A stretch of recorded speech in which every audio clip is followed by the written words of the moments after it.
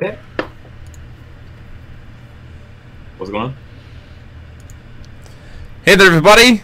It's Demo73 here, back from another long week of Force of Will with the live Teachers Lounge for the second week, and I am joined by the wonderful, the awesome, I'm going to get the pointing right, Ryan Miles up there. Hey there, everybody. Demo73. And Brandan Bremont over there. And Frank Klosser up there. And my other computer is also trying to play the live stream, so give me one sec. Hi, everybody. How's it going? Oh, man. I rolled a 1. You guys are having a really fun story to start this podcast off? Give it to us, Ryan.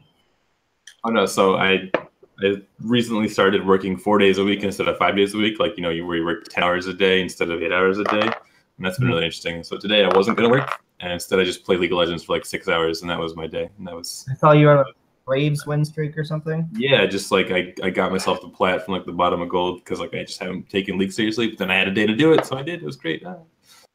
Anyway. I was filling the gap. You take it away, Jeremy. I wasn't trying to divert the convo. We'll talk about League of Legends here. League of Legends. Let me get you started. This is the League podcast now. So TSM, Team Liquid. And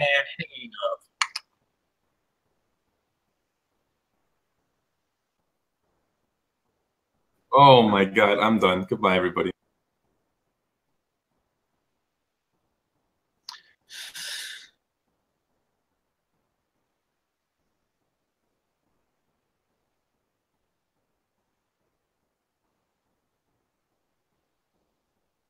So the poll from last week was who you would take karaokeing and what song would they sing. And the winner is Frank Klosser I'm a fan. with 0 singing Chop Suey by System of a Down.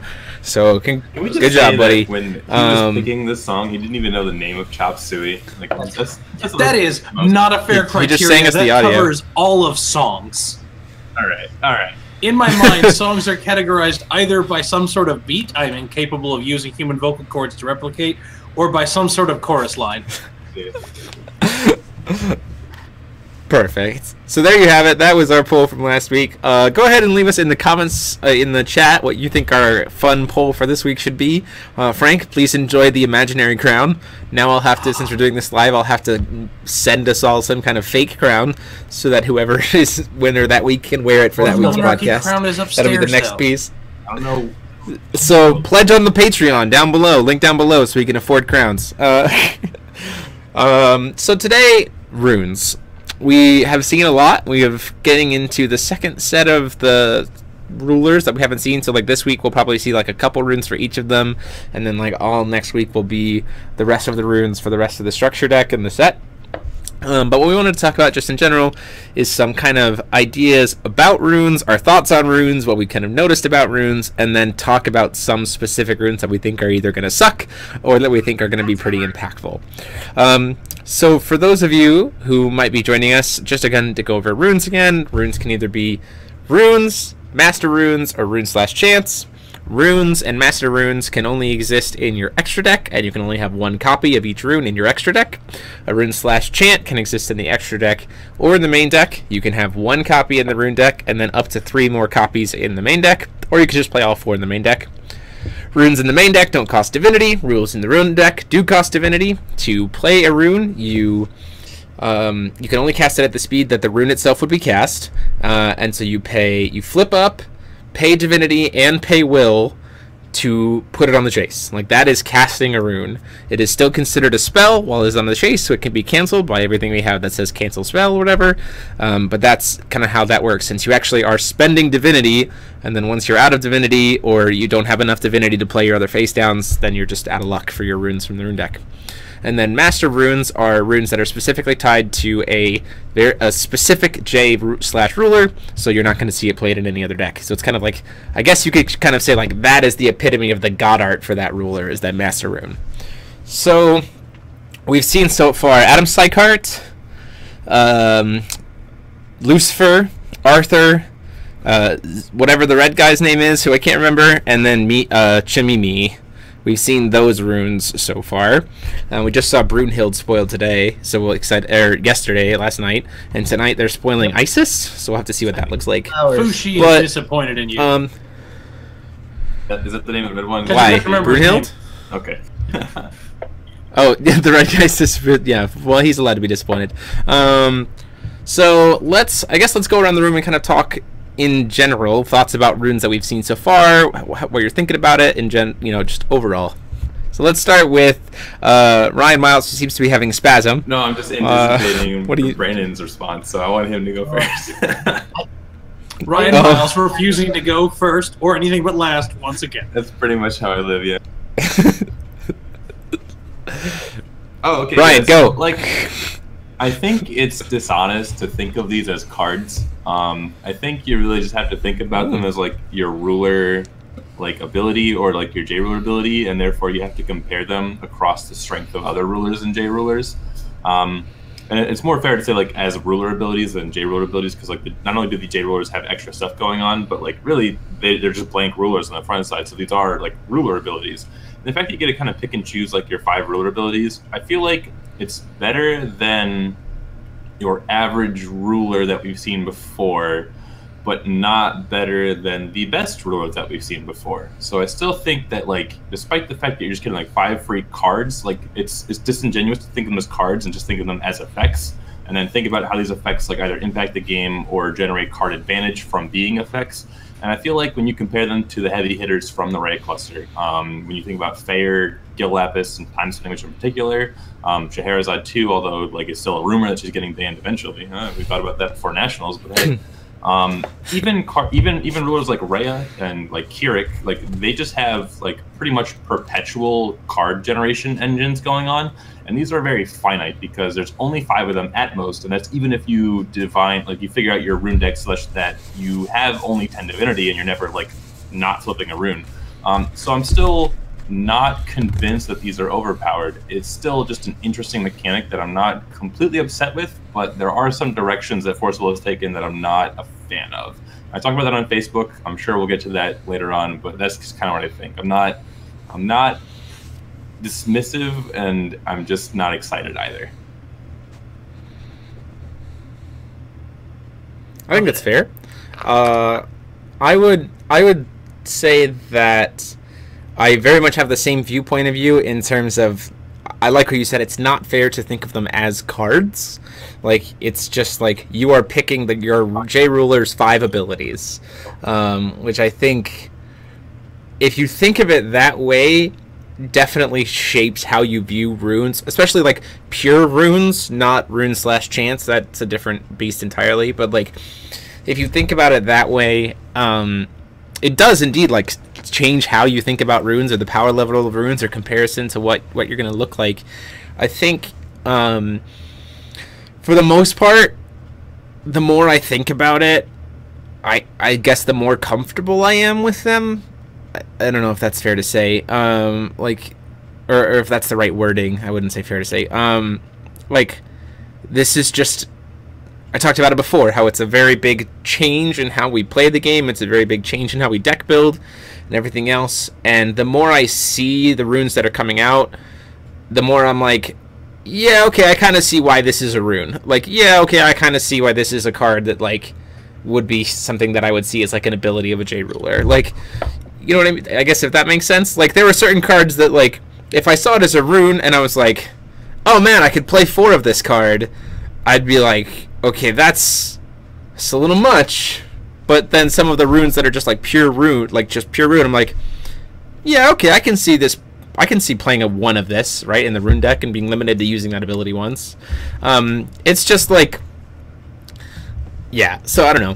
And some of the runes, Taylor Bremont says, there are ruler abilities that in some cases are just draw cards. And we've had that on rulers before in the past in the same kind of, different kind of sense. So it's like a new way to give rulers abilities without being so locked in, and being able to kind of toy around with different archetypes or different support styles, that I think is just going to make deck building very, very fun. And just allow us to kind of have a little bit more, maybe even diversity in looking at lists. Now, that being said, we're the United States players, and we have a tendency, along with Italy players, to break the crap out of everything. So who knows what comes out of that. But I don't know. I guess if Ryan is like not excited, but also not like scared. I'm like, I guess one step above, where I'm like, I can see where there's maybe some concern, but I'm also excited about it. If that's fair to put myself. Apparently, this is a fighting podcast because now it's my turn to disagree. We already know Brandon's on the complete opposite side of the spectrum. I would go as far as to say I think it's disingenuous to not call them drawing a card. I spent an entire cluster playing Val 2, and I literally described every person I ever played as I get to tutor my deck for 7 cards when I flipped her. And that was even counting the fact that I used Machina a single time in my competitive usage of Val 2, and I still called it a card. I think it's disingenuous to not call these cards. Yes, the front sides are fairly limited, but I mean that's Kirik's front side is basically counters plus draw. Most matches I've seen Kirik, he doesn't draw more than 3 cards. He doesn't use that front ability more than 3 times. And the ones where he does use it more than 3 times, his strength counters were real garbage, and he didn't get to use any of his good deck cards. I mean, I just want to talk about this before we move on. Kirik kind of shifted, before, I don't remember the name of that set, WOM. Before WOM, when the TSW set came out, Kirik was a lot more tied to using his strength counters for his ability. But after that, he just ended up getting broken cards, and it was more beneficial to use them on those instead of actually using them to draw cards. Yeah. But I think Val 2 is actually a great comparison here, because not only was Val 2 basically draw 7, it wasn't a tier 1 deck. It was very high tier 2, I would say. It would top GPs never won anything. You would never see more than 1 in top 8. But on top of that, they cost mana, and because of the interaction of Levantine and Excalibur, they usually cost a very, very low amount of mana, if 2 or even 0, I think, if you use Machina. But did you ever use 6 God Arts in a game? Only super grindy ones, right? Yeah, I've used 6 plenty of times. Yeah, plenty of times, but not every game, right? I would say I used at least 4 a game. Yeah, so you've got access to 6 of them, runes. And then at the cost of 2 mana, you're only using 4 of them a game, and you're not gated by divinity or anything like that. And those are supremely powerful abilities, I think, when compared to runes. So if we think of runes as in terms of Val 2, they've got higher mana costs, they've got the additional cost of divinity, you've got a whole bunch of other things going on here. I'm not convinced that you're going to overrun the game. I think we're comparing them too hard to Scheherazade, because all the Scheherazade cards cost a maximum of 2, except for Cedar Rebirth, which came out after the original set, but those all cost 2 or less, and they were all quick cast. These are sorcery speed. They cost real amounts of mana most of the time, with few exceptions. So I really think that they might end up being more balanced than we're giving them credit for, or I might be wrong. This is my intuition. Saying they're more balanced than Scheherazade is not a bar. That's... Yeah. But people are freaking out. No, I think he's in general. Yeah, I think that's what he's saying. It's that these cards are much more balanced, and Sherry is an outlier, and we can ignore her in this regards. I would not say ignore her. She's simply the first instance of a mechanic being pushed. Yeah. It's very normal for to Skull Reaper 18 real quick. Very new mechanic to push it pretty hard to get players to try it out, and I've seen multiple instances of that. The first instance getting banned, but that doesn't mean that the mechanic itself isn't something worth discussing as strong just because the rest of it's not the rest of it's not smugglers counters. Fair. Vehicles have still defined standard for a long time. Real quick to Skull Reaper 18, I hope you're joking, because you can only play 1 copy of any rune in your rune deck. So you only get 1 Tears of the Fallen, and we'll talk about Tears of the Fallen later on. Say exactly what you're saying right now. I know, I was trying to say it earlier, and then Taylor just popped in randomly in a second. So, with that, speaking of Bremonts, Brandon. All right. Lay it on us, buddy. This is what everyone watching the podcast is here for. This is, oh boy. All right. Woo! Drop some fire. Let's go. Oh, the hat comes off. I have been playing this game since Curse of the Frozen Casket, and I love Force of All to Death. I actually think this game is awesome, and I want it to be around for a long time. And so, please take everything I say with a grain of salt. When I'm being critical of the game, it's for discussion's sake. It's not for the sake of the game's dying, or I wanted to cause a panic or anything. But I think that this rune idea has, by and large, been pretty disappointing in many different aspects. You say that you're not comparing this to Scheherazade, that it's not just a +5. Well, here's the problem: is that Scheherazade got to play Approaching the Truth, which was a card we never saw mainboard play. Got to see a bunch of random sideboard Silver Bullets and like Scarlet's Agony, which saw sideboard play against like AU and otherwise. Like these are 5 cards that you wouldn't play in your main deck, yet still provided such a card advantage that it was worth playing. Look at all of the Master Runes. These are better than actual cards. And yes, that's only 1 Master Rune in each deck, but unlike Scheherazade, these are better than regular cards. And then going further than that, so a lot of the runes are things that you would just play naturally. The Explosion, the red for 700 to an attacker or blocker, is a card that we could envision being played anyway. The Scrap and Rebuild, exile a certain number of machines from your graveyard for 1 if it's in your rune deck, by the way, and look at the top cards of your deck, put a machine from among them into play. This is a card you would play in your main deck if you could. The Sword of Lament, Tears of the Fallen. These are cards that all could get played mainboard. So unlike Scheherazade, where you're saying, oh, we get to cheat the timing, oh, we get 5 extra cards, but we don't get to cheat the timings, so it's different. No, it's not different because these cards are just so much better that the difference in cheating the timing exists there. Beyond that, I'm really confused about what the purpose of this was. Is anyone else asking that question? Did this game like need some ridiculous like reboot in the mechanics of all the rulers to make them interesting? Like, unlike Magic, there is so much unexplored space in this game. We've only been around it for 3 years. Even if you just continue copying Magic like some of the mechanics have been, you have still like 15 years worth of content to make. Plus we have all these cool rulers, you have all these ideas. Like, there's so many directions you could go that are so much less risky. And even if these rulers aren't broken, even if not a single one of them competes in New Frontiers and the mechanic is just bad, it doesn't change the fact that the risk is entirely unnecessary. And this is the kind of thing I just want to like shove down Force of Wilco's throat. Like, I just want to take them by the neck and say, your game is so good. Trust in your own game more. Stop putting out these things that make your rulers more consistent, more powerful, ignore card advantage, all of these things that you've been burned about, been punished for in the past.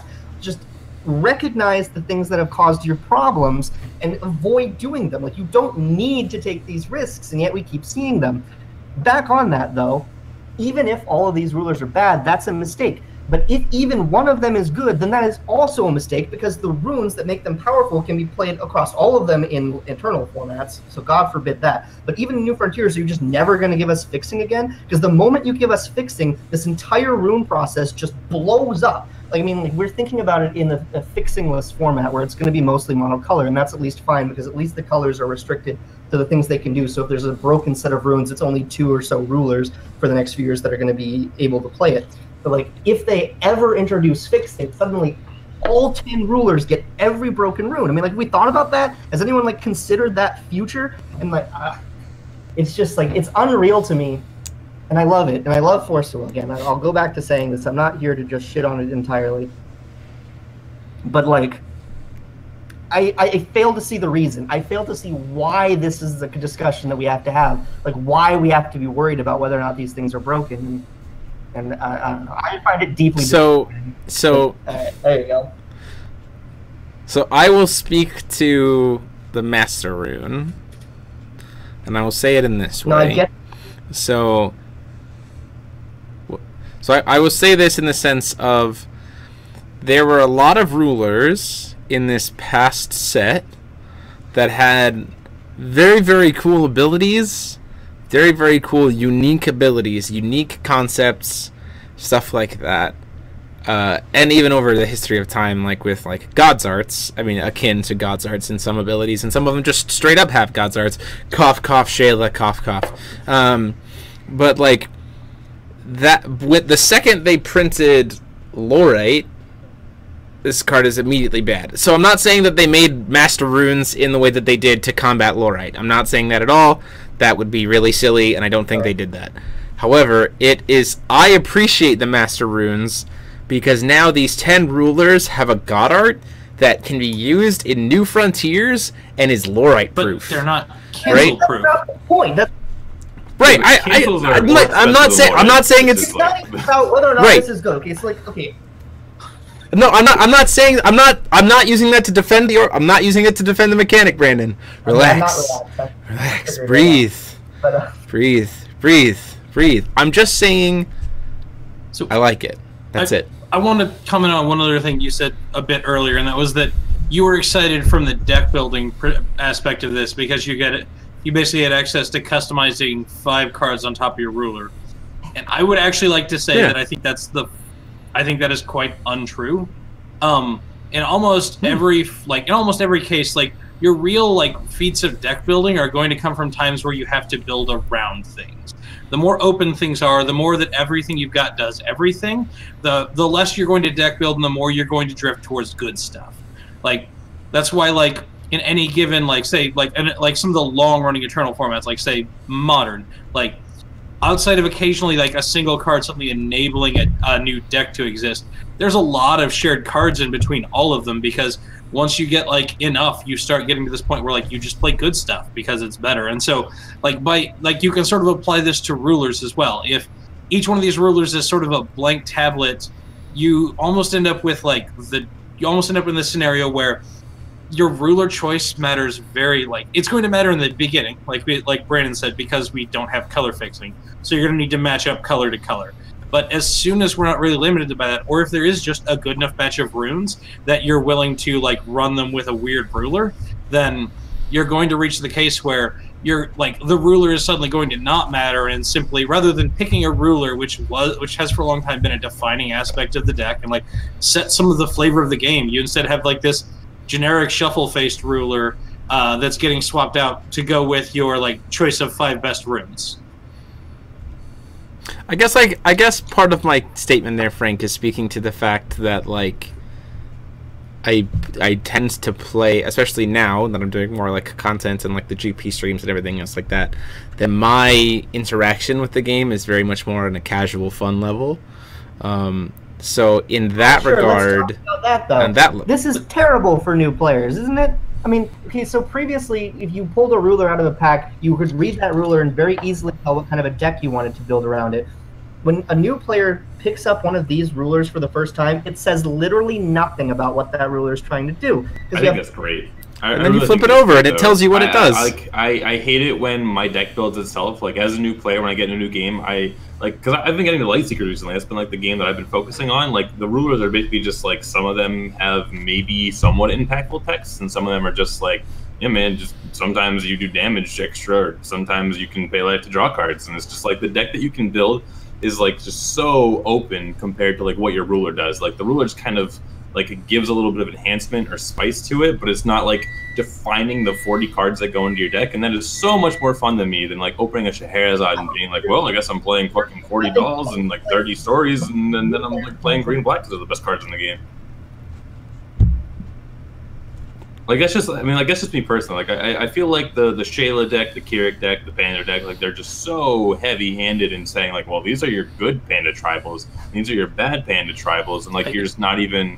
Like you're just hoping you open the right cards. You're not actually making any creative. Better for the new player. You just brought up Shayla and Panda, I would argue, two of the most flexible rulers. I have seen go wide aggro pandas. I've seen these mid-range practically control pandas. I've seen they've given him toolbox stuff, so I've seen him be a pseudo like Moonbeam Butterfly on his own. Shayla can build into this tempo deck. She can build very aggro. She can build tribal. You're still building around like pandas, and you're still building around like the thunderstorm mechanic or the rain mechanic. Having direction doesn't suddenly take away your deck building options, though. It simply gives you a starting point, and then you get to add your own to it. Yeah, but don't all of these rulers have some form of tribal mechanic? Like Chimimi's got like the Chimimi tribe. Red has, I think, red has dragons. White has beasts and dragons, angels and Valkyrie now, and Reanimate. So from the spoilers we've seen so far, how many tribal payoffs have you seen? I've seen a single angel payoff and nothing else. Oh, I think there's some in each color. Like every ruler has a tribal payoff. But anyway, this is not good for new players though, because like having to build your ruler like that is not good. And also, how many posts on the US page have you seen so far asking what divinity does? Isn't it kind of weird that the word divinity has nothing to do with runes? Don't you think they could have picked a better word, sort of like runic mastery or something, or anything that like ties those two words together? Divinity and rune have nothing to do with each other. I can agree with that, but I feel like you're being a little bit nitpicky there. There's just like, I mean, I would also argue that the game is seeing. Yeah, actually, feel free. Yeah, if you want to go above and beyond, then feel free. Pull up the card Dragon's Dance. If you don't know what that does, It's 1 red. Let's pull it up on screen. Hold on. Alright, I'll pull it up on screen. Because I'm going to get very... It's not a rune. Because I can reference things. It is a rune. Okay. Yep. Alright, is everyone reading Dragon Dance? Dragon Dance. Hold on. Pulling it up. Does it have an apostrophe in it?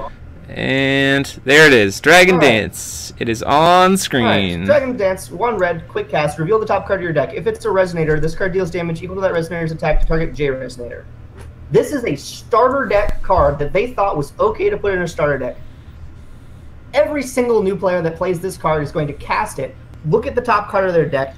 If it's a Resonator, check its power, and then pick one of the Resonators their opponent controls and does damage, and then do the damage to it. Even though the correct way to play this card, you have to choose the target and then reveal the top card of your deck. Literally, next to no new players will do that correctly, and several experienced players will do that wrong, and yet they thought this was okay to put as a starter deck card. Like, this is just another one of those things that speaks to, like, how inconsiderate they are to the new player experience. So my question is it that way because of the printing in English, or like the actual written of the card, or is that a translation They have a weakness? significant English playing base. Like, they should look at this and... Oh, I'm not saying that they... I mean, but they've had So, translation like, I issues. in the understand this is past, a that's all new I'm player saying. issue, but like, is the new player gonna care? Like, the new player is gonna play this incorrectly, but is the new player experience going to be impacted in any way by playing this incorrectly? Like, they're not gonna care that they're playing it wrong. Like, I agree with you that that's gonna happen, but it's just like, I will not agree that it is going to impact the new player experience when they're just not going to give a fuck. It would be like saying like that there's no new vampire ruler in Vampire Move. I think that new players do not want to show up as their first. I say F and M. I don't know what we actually call our Something, yeah. Ruler League. whatever. I think they show up to that. They cast this incorrectly, and it's dramatically wrong. The fix for this, by the way, is literally shuffling it back in. Like, I mean, it's a pretty bad fix. And the fix at the local level is like, come on. This card The fix is at the local significantly more powerful if you just let it resolve like that. And maybe that's fine. Maybe that's fine if it's a new. At the locals Roll a level, die. It's The not fix an for this issue. is Like, roll a die. I agree that it's like a problem, but not like a sincere one. Like, I can understand like as a most nitpicky. I hear you, though. Grand scheme of I hear you, though, problems Brandon. with I get runes, it. this is very nitpicky just because you asked me to be nitpicky. But all I'm saying is this is another one of the stepping stones toward like my conclusion that they just do not seem to care about the new player experience from my perspective. Okay, Kyran, I have locals. I'm pretty sure Frank has the locals. I'm pretty sure Ryan has the locals. And I'm pretty sure Brandon has the locals. Brandon, you have yes. locals? Perfect. All 4 of us have locals so you can speak to that experience. Kyran, don't call us a liar. Love you, buddy. So anyway, we can get arguing about runes and how much they expect, I wrote a all couple that things stuff. down while Brandon was talking. I just want to like kind of hash through all the things. Yeah, sure. And then we're gonna go into some runes to talk So, about like, them. I feel like comparing the rune stuff to Scheherazade is like a vast majority of Scheherazade's strengths in certain matchups was like defined by her flip, and a lot of the J rulers like that we're seeing, like they have impactful flips, but they're just nowhere near like the broken level that Scheherazade was at. Like, yes, Scheherazade's front side carried a lot of matchups, but there were other decks that were just like, oh, I can deal with these extra 5 cards that Scheherazade's get. I can deal with Approach, I can deal with Guards Agony, I can deal with like any of her like targeted hosers, but the problem is that, like, I would build land board, and then she would jag for 3 mana, and she would put in 2 guys, and she would put 2 guys on the bottom of my deck, and because like that is also backed by Final Battle, like she just gets to clear my board once for 20 life, and then she gets to clear my board again for 3 mana. Like, there was just like decks could not deal with both her front side and that backside flip. And I feel like when these new Jade Rulers only have the front side is gated heavily by mana costs and by, in some cases, divinity costs, but I feel like mostly like the excessive like 3 to 4 mana costs on some of these runes is going to be like largely impactful. I feel like that's going to matter a lot. I feel like the unimpactful J Ruler side is going to matter a lot in the sense that basically none of them have been Scheherazade level. Most of them jacked for 5. We've seen the red one puts in a guy, the white one reanimates a guy. 3 to 5. Like Adam Seacart kind of likes to turbo out some runes, and it's kind of cool that he'll get to do some of these at quick cast, but he's not like broken impactful J Ruler. And again, like these are all flipping for like insane amounts of mana compared to like current things that are happening in New Frontiers. I really just think that like overall the rulers, because of their high J Ruler costs, the high like mana cost of the runes, like they're going to end up being like more balanced. And I think that on the downside, like the more broken runes are going to be the cheaper ones. Like we've seen the 0 cost card, we've seen 0 cost draw a green guy, we've seen Just like 1 cost, deal 7 in combat. Like these are the runes that are going to define the format. But because they're spread across colors, like obviously minus the black one, like maybe we won't see like exactly 5 that are broken. But I'm just like I need to see like the rest of them to see if we get like 2 or 3 more like completely broken runes to say, okay, like every deck is playing these 5 runes and that's the end of it. But because we're in dual color format and because like the J rulers aren't impactful, because the J rulers are 5, I don't think it's gonna be a problem for different tiers at all. The Worlds format will be diverse based on the Master Runes, which again, as Chairman was saying, is kind of dividing around like what God's arts are, and I think that's fine. I think we'll see like 3 to 4 playable rulers at Worlds, and that's like healthy. You know, we haven't seen that in a long time. So, let me be very clear here. Yeah. If you take absolutely nothing away from what I'm saying, do not believe that I am like over here claiming that these rune decks are broken. I'm not. I'm really not. I think that if you take anything away from what I have said, it is, I do not understand the risk. If it is broken, it's disastrous. If it's not broken, it's really not that interesting. And so like there is no reason for these rune decks to be printed the way they are. Several of the ways that they are designed don't make any sense to me. It's really more the risk than it is the power level. Give me the answer. I have the actual answer to this. It was Jeff. I followed his work extensively. Beautiful man. Japan, He is not joining us tonight, sadly. Japan loves extra decks. That's literally all it is. Ever since I think there was someone who did it before Yu-Gi-Oh, but that's literally what it is. Like the Japanese market, a lot of the popular games in Japan love it. Just go fucking the bonerific when they have decks outside of their decks. Like I don't know what else to tell you. Like this is from the gospel's mouth himself. Like they just love having decks outside of their decks. And obviously the game isn't doing very well in Japan, but like the people who make the game, the people who design the game, the people who like print the game are all based in Japan. So despite whatever us schmucks thinks, whatever, I don't know what I just said, despite whatever us schmucks think, despite whatever's going on in Europe, like they're just like, well shit, we gotta revive the game in Japan. And like if they can do that, then like more power. Like I think that's what they care about more than anything. They're just like, shit, we're doing well in America. Like they didn't ban Sherry because Japan only had 53% of people wanted to ban Sherry. It's like they want to print extra decks because that's what Japan wants. They like don't care about eternal formats like Wanderer because Japan doesn't care. Like Japanese players don't care about Wanderer. Like all of these things are just stemming from what do the 50 people in Japan care about, and that's why Lumia is getting reprinted in this set. You can quote me on that. That's why Lumia is getting reprinted. This though, right? I don't have that answer. I just know like what I don't have that answer either. I don't agree with it. I completely agree with what you're saying, but like there is a reason for it. It's not a good reason, but like all right, it is what it is, right? So let's actually talk about some runes now. I want to say one more thing based on something Ryan said. Go ahead, Frank. So while you were talking, I went back and looked through all the spoilers so far, and there are 2, maybe 2.5 tribes that are like tribal build-arounds right now. Angels are very heavily there. Machines are heavily there, and then there's a single tribal payoff for playing Fallen Angels, and it's not even enough that you would build a Fallen Angel deck. So I use tribal very liberally. Think about Lucifer being like the discard tribal. Like a lot of the effects revolve around how many cards your opponent has in their hand. You've got the dragon tribal from red. You've discard got tribal. Green is Tamimi, blue has machines. And if you're gonna go that generic though, then you're basically saying like a set can't, like the only way a set can reach your level of not tribal and not guiding you too much is if the set is all generics, and you can't build you just can't build a block out of you can't build a block out of just Vingolf 3 over and over. Like, yeah, no, that's not what I'm trying to say. Like I mean I think tribal is probably the wrong word. Maybe like synergistic is the archetype. Word. Archetype. Yeah. Archetype. You have the archetypes and all the colors. Tribal and archetype, 2 different things. Anyway, let's talk some runes. So what I'd like to do is we'll kind of go around the circle. I have all the runes that we've had spoiled so far.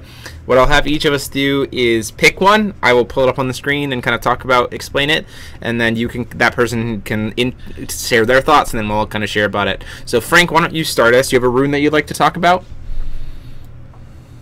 I guess the first one I would like to talk about is just Flame Shoulder Formation. The master rune for Fushi. Basically because it's... Okay, sure. I will pull it up. Well, you're pulling it up, I'll read it off. Yeah, so Flame Soldier Formation is here on the screen for you guys. Red and X, has Divinity 2, and it's a master rune, so it's only for the Romance of the Three Kingdoms deck. It has Quick Cast. And it has 2 modes: either target XJ/resonators can't attack or block until the end of turn, or search your deck for a fire resonator, which will cost X or less and put it into the field, then shuffle your deck. This rune is just insane. Like, Moonbeam Butterfly might not have been constantly in the top, but it was one of the best cards in the format. And I stand by that regardless of how many nasty looks you give me up there, Ryan. Okay, but what if Moonbeam Butterfly could only search green resonators? Is it still as good? But then it also had a second mode that was overrun. And it was quick cast. Yep. I mean, it's good. It's just you can't play 4 Moonbeam it's Butterfly. good, and you have access to it from the start of the game.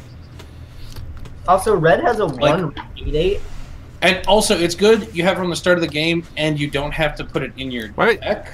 You want to grab an 8/8 that dies at end of turn with this? Attack, I Moonbeam for the 8/8, block for 2 at quick cast. Like, it's threat of activation, too, and like, if you don't...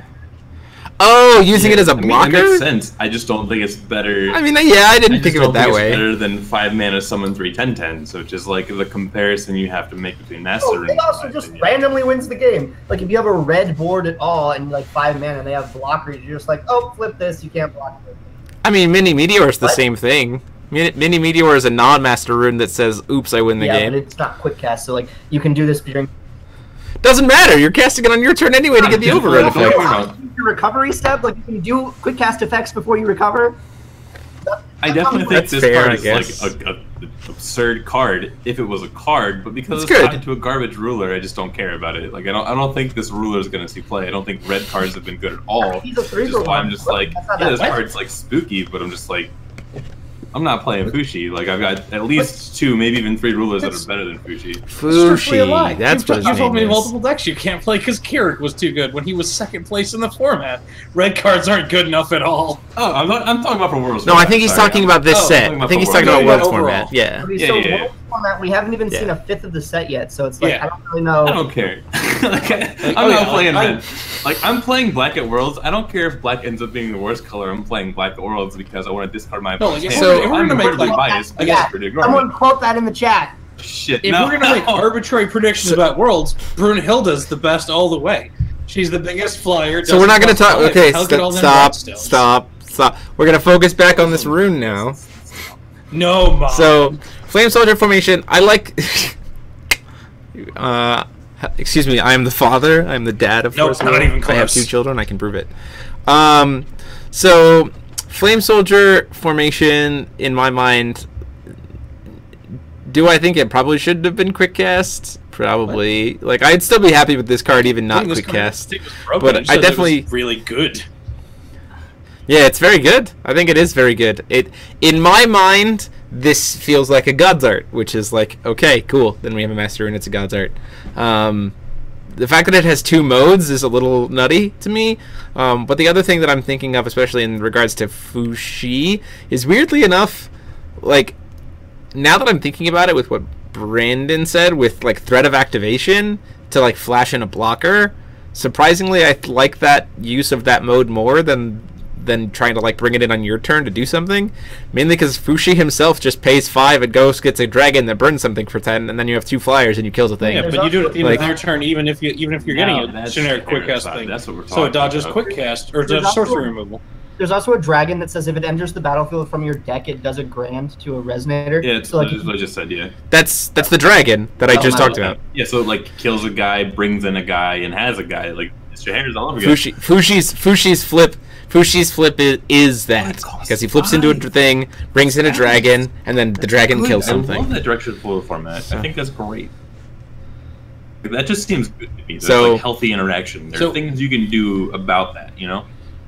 Let's not pretend like every rune we're going to bring up tonight is going to be for the purpose of it's broken and we're already scared of it. Yeah. Like, oh yeah, very much so. We're going to talk about some runes that like I'm all about that. Like I'd like to talk about. Let's see. Hold on. I'll bring up my rune next. 1 second. Right, is because I feel like the community as a whole is just going absolutely like apeshit over like every single spoiler over at least 1 card.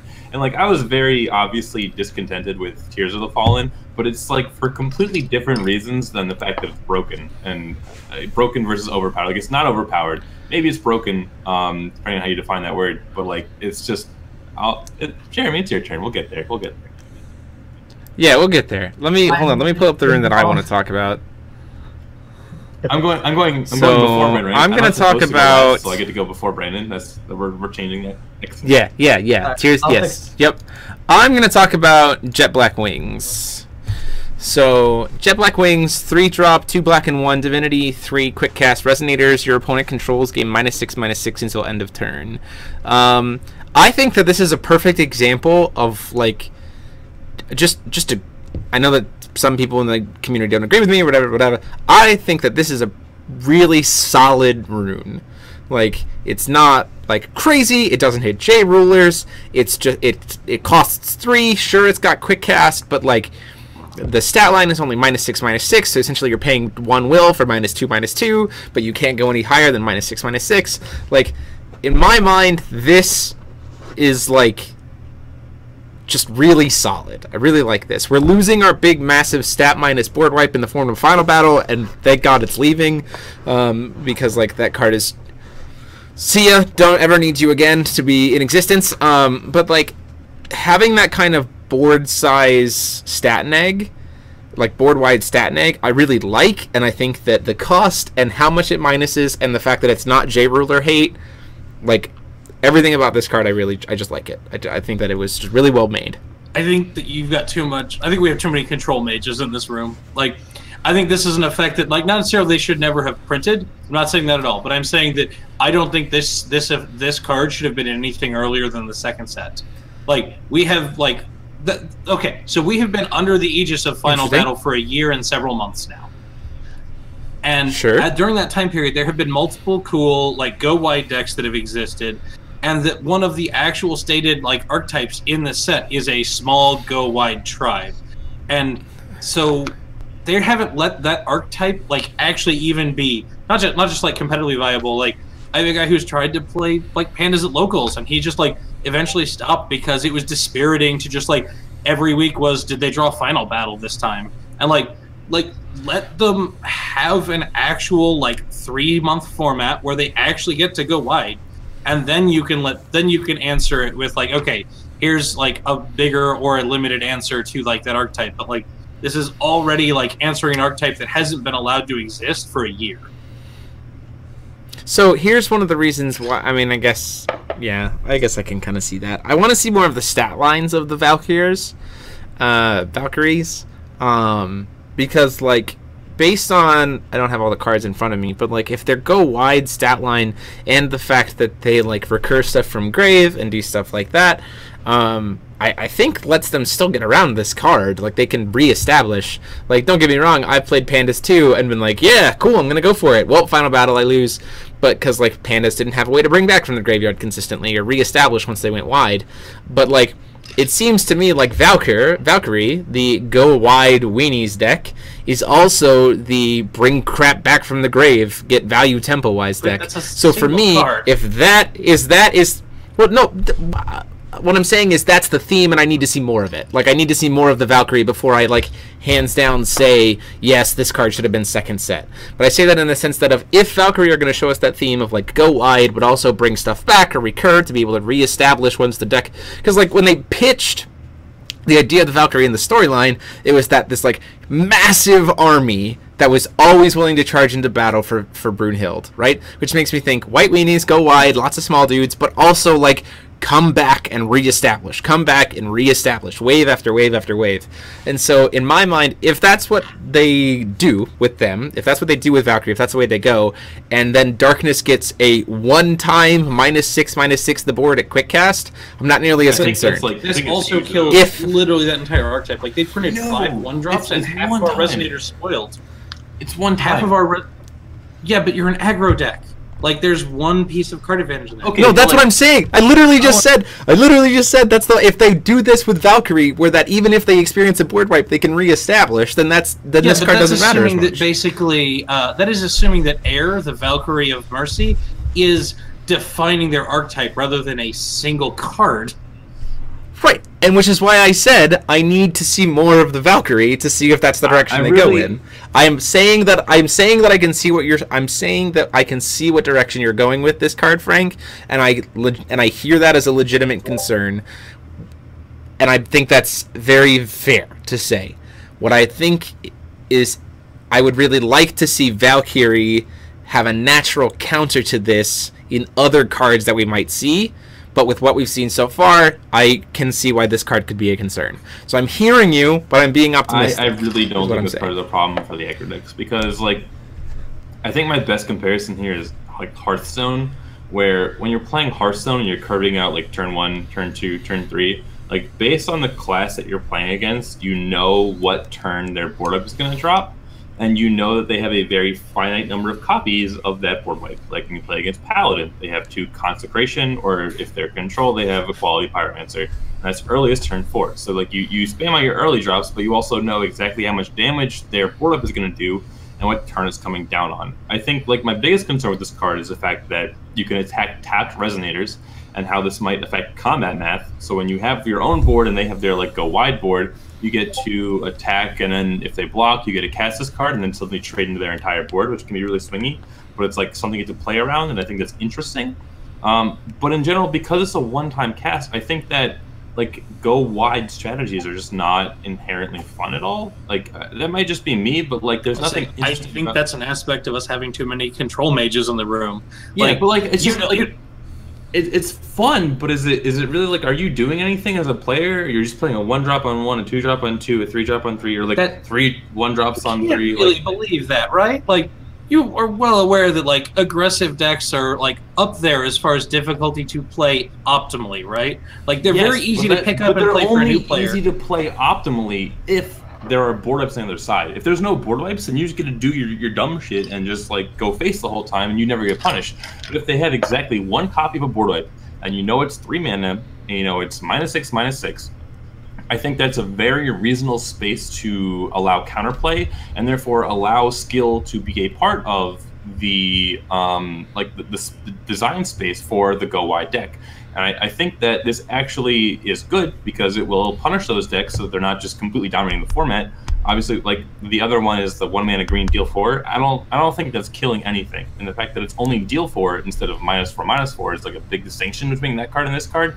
And I think this card will like be an appropriate punish to those decks, while also being something that you can play around. And that's why I think it's fine. Like it keeps go wide decks from just being the best deck like far and away from what we've seen so far. And again, like that is a big consideration here.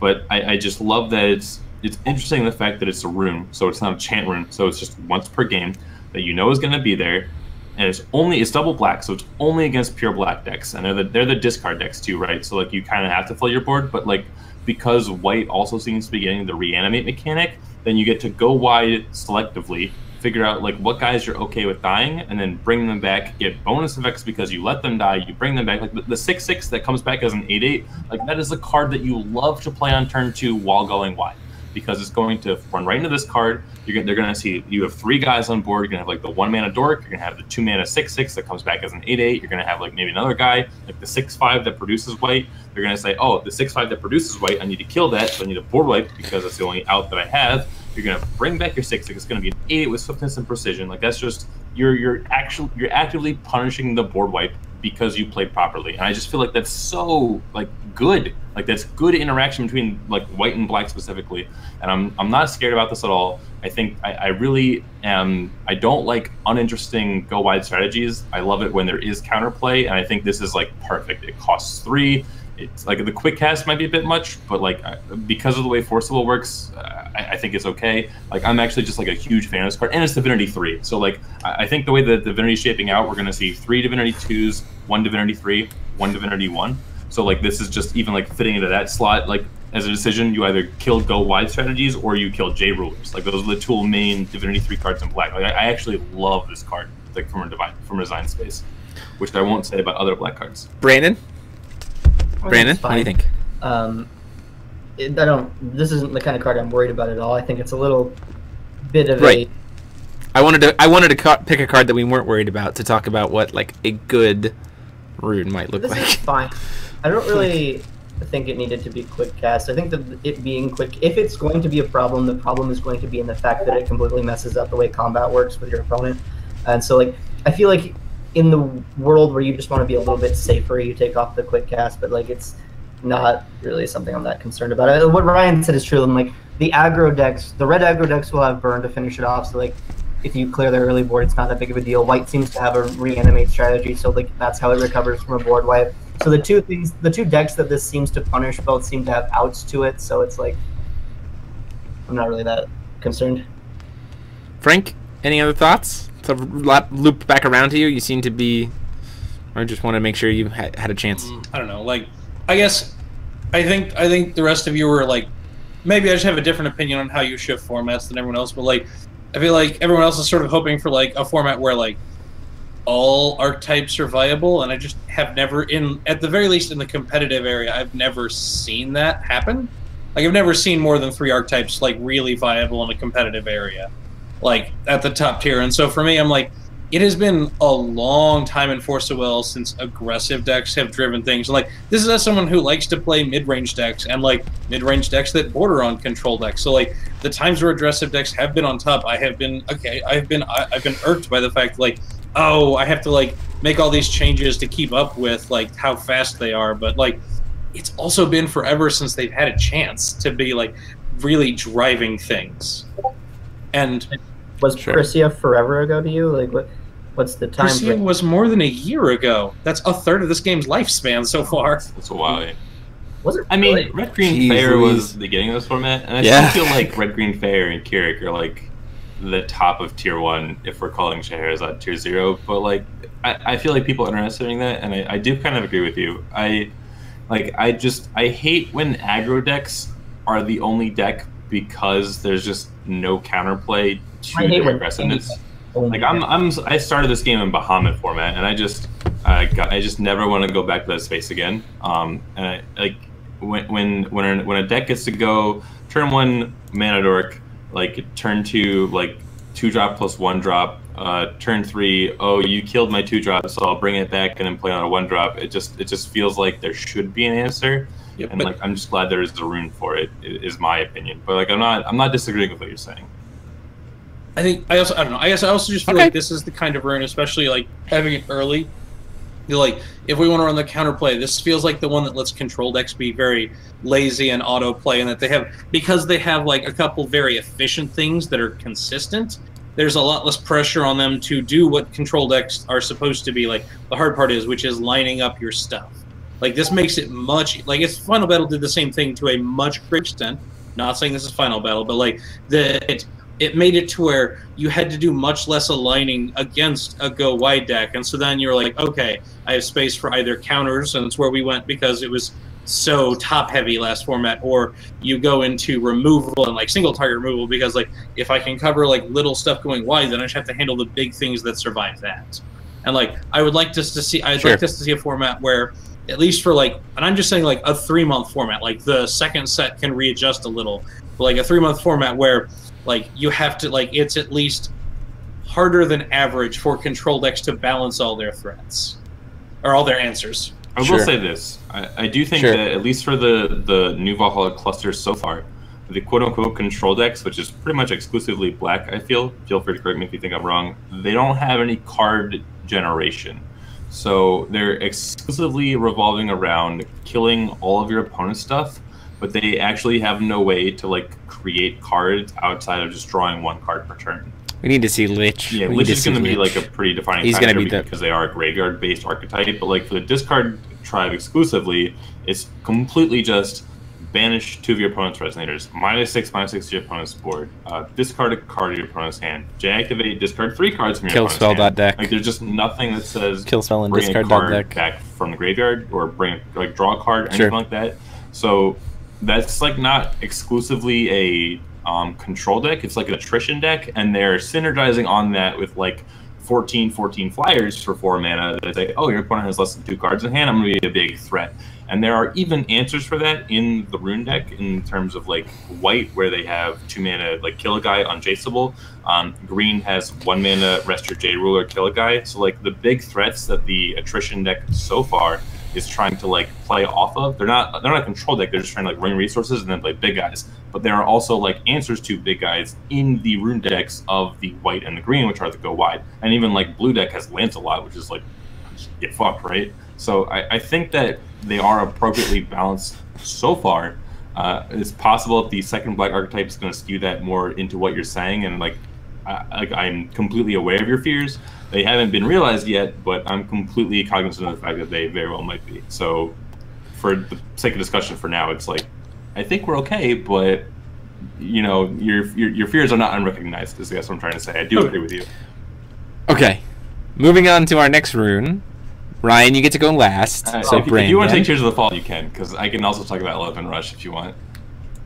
Sure, I'll just take Tears of the Fallen then. Okay. Tears of the Fallen! Tears of the Fallen, 0 mana. Let me pull it up 1 second.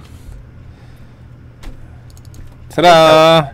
Tears of the Fallen. What's wrong with this card, you know? And there's no problem with any color having access to it, you know? What's the even point of having it? I don't think it's going to be played in every deck, but I think it will. I can see why it potentially will be. If you fundamentally don't understand card advantage, then that's fine, but like... It's like, you just have to find a rune that's better than it for Divinity 2, and it's discard a card at random. Why? Like, okay, what Ryan was talking earlier. Taylor, Brandon makes himself the bad guy. You don't make him the bad guy. What's a bad guy here? I'm just telling you. Discard a card at random. So there's this like tribal theory, or sorry, not tribal, archetypical theme in Black about like your cards are more powerful if your opponent has less cards in hand. And so Ryan was talking about how like maybe this card was designed like to be the stepping stone that gets your opponent to like X cards on turn X, which is where they thought it was like appropriate for Black to be. But like if that was the case, they could just have it discard a card. The 0 mana they discard a card is still +1 card, but like if it's random, then that is such a huge non-skill intensive swing in power based on what it hits. Like if it hits like it could be the difference, like if there's a reanimator theme in white, it could be the difference between hitting the reanimator target, so like Tears of the Fallen, oh, they discard that 2-drop that wants to be reanimated, or it hits that 3-drop that reanimates a 2-drop, and then you get to keep the 2-drop in your hand. And like that swing is so huge, there's just no reason for us to have this. I think this card is probably, at the moment at least, with the runes we've seen, it's probably played in every single rune deck, because just you don't want to be the one not playing this while your opponent is, and then you're just down a card for no mana from the beginning of the game. Or not from the beginning, but... So my question, my counter argument to that, and I don't know if this is true, and I'm not going to dig into it, and I'm not going to do anything about it, is if I don't play this card, so I instead get access to a 5th rune, is the value of that rune countered? Like, is the value of that, having that extra rune to do that extra effect outside of this discard effect, balance out the fact that I'm going to have a card discarded at random? I don't know if that's the case. I don't know if that answer is yes or no. I don't. That, actually. But, and maybe we can get into that. But, like, when I started thinking, because I was in the same boat as you, Brandon, when I saw this, I was like, every deck's just going to play this. And then I started thinking, wait a minute, then you're giving up a rune.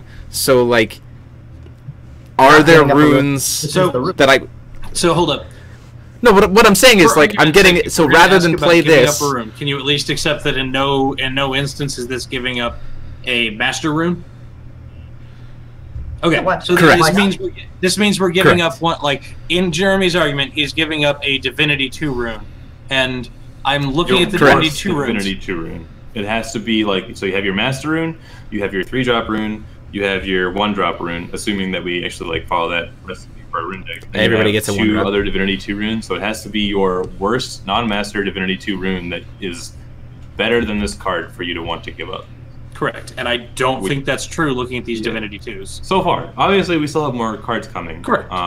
But like, do you want to say anything else? So Frank, you're saying that you're saying that right now, Frank, there's no, I just want to clarify what Frank's saying. Frank, you're saying that right now there's no Divinity 2 rune that you would rather have over this card.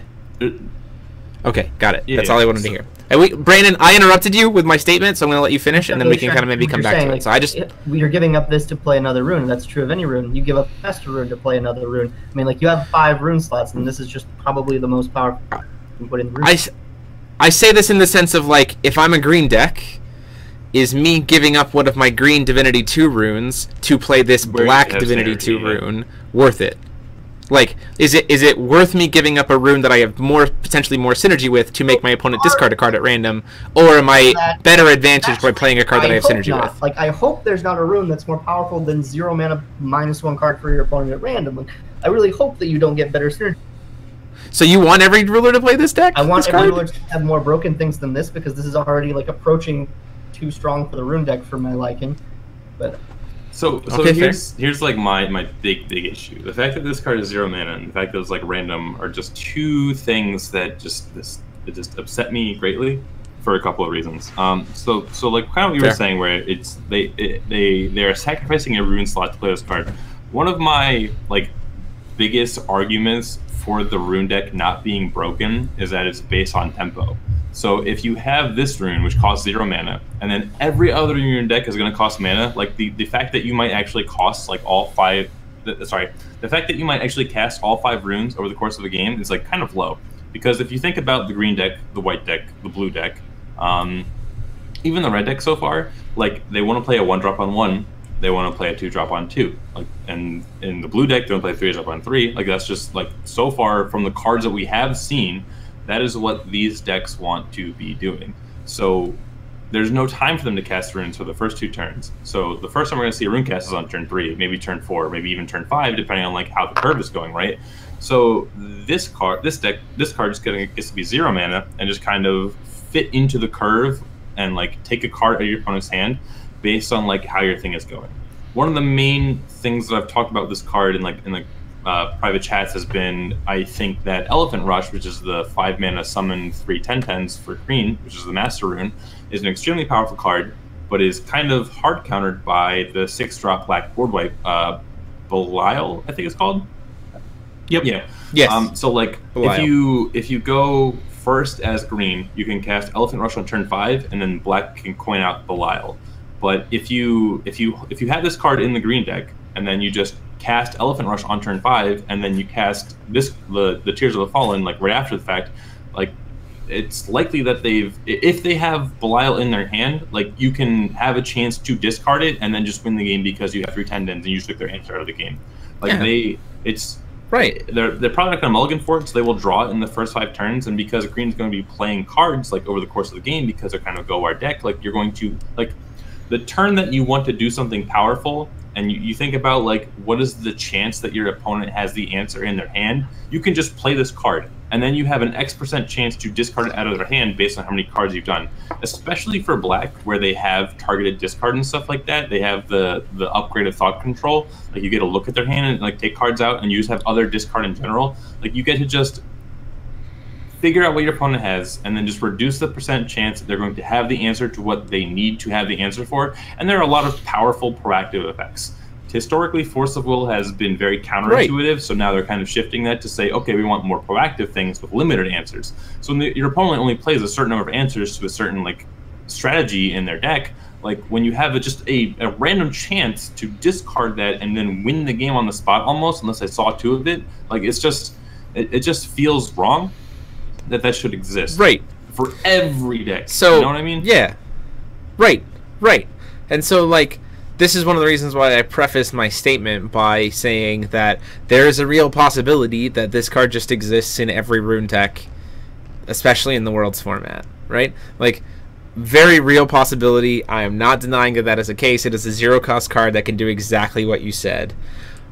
My thing is, I want to see more of the runes to see if there are potentially some rulers that, like, having a 5th, so rather than forcing their opponent to discard a card at random, would rather have a 5th undiscardable card in their rune deck that they can use against their opponent.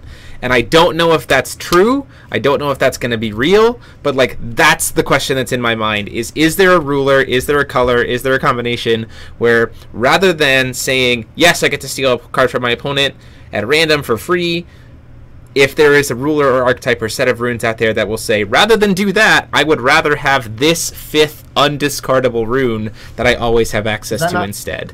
And I don't know what. Does that not scary though? Like having an effect that is more powerful than this. I think that's okay. No, I mean, like if it's archetype specific, then I'm okay with that. Like, because it's not going to be running I every think deck. It's okay for this rune to be it's a one sided card out in for like a better rune because it's like matchup specific. Sure. But I strongly believe that this rune will be in every single main deck because it's just generically powerful. Like you'll slide it out for like one of those hosers that you're talking about, where you do have access to like specifically like powerful things versus certain matchups. But like when you're going in blind, I just struggle to think of. Like I'm actually scared of a world where this is not played in every deck because that means there's something more powerful. Exactly and that's what I was just saying. yeah. And it's not good gameplay. And like, is my other thing. I'm not saying that I would prefer it one way or the other. All I'm saying is I just want to see more of the set to see what comes out of it. That's all. Because I definitely get that it's very like it definitely has that potential hedge bet to make sure that your bomb sticks. It definitely has this kind of feel of very uninteractive where you're just like, well, we both start the game with 4 cards. You know, it'd be like mechanically wise, I'm not sure entirely why it was designed the way it does, right? Like it's a darkness card. It fits into the discard archetype, like we were saying, but now every deck gets it. And typically, if there's a thing that every deck can do, then it's like, well, every deck's gonna do it. You know what I mean? Like everyone played Wave, right? Like because like the fact that it can steal your opponent's threat is like the absolute worst part of this card. Because like if it like let you choose your opponent's card, then okay, you play it on turn 5 along with your Elephant Rush, you steal their Belial, boom, like you win the game. This card is overpowered. If it's a card your opponent chooses, then they get to discard their like reanimate fodder and then reanimate it, and boom, this card's bad. But because it's random, because this card discards a random card, just makes it like mandatory playable, while also not being inherently good for the game, because everyone's playing it, right? Which is the theoretical world we're going to live in. Like, my opponent just has a random chance to absolutely ass blast me, while I have a random chance to just do absolutely nothing with this card. I discard their 2-drop that wants to be reanimated. And that is just so incredibly frustrating as like a competitive player, where I want to reduce RNG as much as possible, but this card like just inherently, and there's a card that everybody has that just like, says I cannot play it. I can't say, oh, it's gonna hit my opponent's like one, like it's because all the other 4 of my runes are gonna cost mana, and because I'm not playing a rune my first 3 turns, because I'm playing a card from my hand on my first 3 turns, I'm not gonna go through my entire rune deck until like turn 7, turn 8, which because most of the decks seem to be mid-range to aggressive, I'm not sure I'm gonna get the chance. So my 5th rune should be free, should say discard a card at random. Like, I don't think that we're gonna flip 5 runes in the course of the game based on mana, not based on affinity, just based on the mana cost of the runes that we've seen so far. So if I'm only discarding a random card and I just have the chance to get blown out because my card that I discarded is worse than the card that my opponent discarded, it doesn't even matter if I outplayed them by bringing them down to a 2-card hand before I discarded them, and they had me at a 5-card hand before I discarded. They just got like lucky and took the best card of my 5-card hand while I took the worst card of their 2-card hand. It's just that's Hearthstone. Like it's poker. Like frustrating. For fuck's sake. I hate that in card games. I appreciate like good random design, but this is not that. This is a card played in every deck. It's at the start of the game. You just have access to it. You can play towards it as much as you can, but at the end of the day, it's like it has the potential to fuck you over, and it's just that's the most frustrating part. And I do not doubt that that can happen. And it just that's irks me more than anything. Jeremy, have you considered that you're super excited because you spent your whole season announcing? I can say from watching Burning Inquiry resolve that every announcer is super psyched every time someone puts it on the chase, and every player hates it. Like, are you sure you're just not excited to watch people roll dice and like yell exciting results on camera? And see what gets discarded? No, that's not it at all. Like, I 100% feel for what Ryan is saying, that like that if it's played in every deck, then there is 100% chance that like you could roll awful and your opponent rolls amazing, right? I get it, and I get how frustrating that can be as a competitive player. I totally get it. And so like in that regard, yeah, this rune should have been changed. To speak to what Taylor Bremont is saying, he's like, is it a darkness card? I'm like, well, it's a darkness card in the sense that it was tied originally, the concept of it was probably tied to the idea of the darkness archetype of discard. However, it's not a darkness card, it's a void card in the fact that everybody can play it. So like, well, see in it case that he's way. asking for rules purposes, yes, it is a darkness card. It has the darkness attribute Well sign on aware it. of that. Don't worry. It's not an idiot. If they print last days of the powerless Rhea, which they I was kind like- of already did. I was like, you we can actually have cancel it. color-specific answers in the previous format. It's not out of the question that they'll print some weird darkness answer. He's aware of that. What he's saying is that it as of right now for the Worlds format, it might as well be colorless. There's no reason to even call it Correct. dark. Taylor Bremont's going to top Worlds. I don't know if you Fair. guys know this, but I am actually a prophet. I know that. So You think Bremont's gonna? You think Bremont's gonna Taylor top Bremont's Taylor gonna Bremont's top gonna top Worlds. Worlds? Brandan Bremont's going to get 9th again. So Yeah, get ready that's for right. that. We tried, buddy. We tried to get you there. Let's move on to our. Let's move away from this card and let's talk about Elephant Ryan's Rush, rune. dude. Ryan, what did you want to talk about? You wanted to talk about Elephant Rush? So when this card got printed or spoiled, I said that let me this pull was up. the Let me best. pull up Elephant Rush. I said that this was the best card in the game, and Mike rants in Because of elephants? So Mike rants in the ARG chat is something, and I'm like, no, I don't think this is the best rune. I think this is the best card, and it's just 5 mana, uncounterable. Uncounterable, I think, is so far kind of irrelevant, but maybe it is. Especially if green is the best deck, it definitely is relevant. But yeah, 5 mana, summon 3 10/10s. That's like game ending, especially because the ruler for green we've seen so far, Tramimi, just says flip and then +4/+4 your entire board. Wait, what? And Why that's, They have to stick for a turn. They have to so when survive this for an card was entire printed, turn. we had not yet seen the black runes, so we hadn't seen the -6/6, and crucially, we had not seen the Master Rune for Lucifer, which is banish. Your opponent banishes 2 resonators. Banish I 2 think dudes. That is a giant counterplay to this card. I think that that just further makes black the best ruler by far. You've got Why- synergistic why best do you rune in the think game. uncounterable? Players can't chase the card. Players can't chase to this Oh, Oh, card. they can't take the elephant card? Yeah, just cannot Correct. chase to it. Yeah. Yeah, it's on They the can't card. chase the yeah. Oh. Nobody can Okay, chase the Black card. Moonbeam summon 3 10/10s. So, For for the record, I actually like this card too, but I would prefer that it said, I would like it to be a slightly added one, and this is I guess a mechanic we haven't seen in US play, but knowing some weird older cards, I would like Pierce? this to say that it can't be chased by spells or abilities that cost 2 or less. Oh, so you can hard cancel it. It allows bigger. So it allows it to be answered, but it requires your opponent to play equally big or big answers to match your big thing.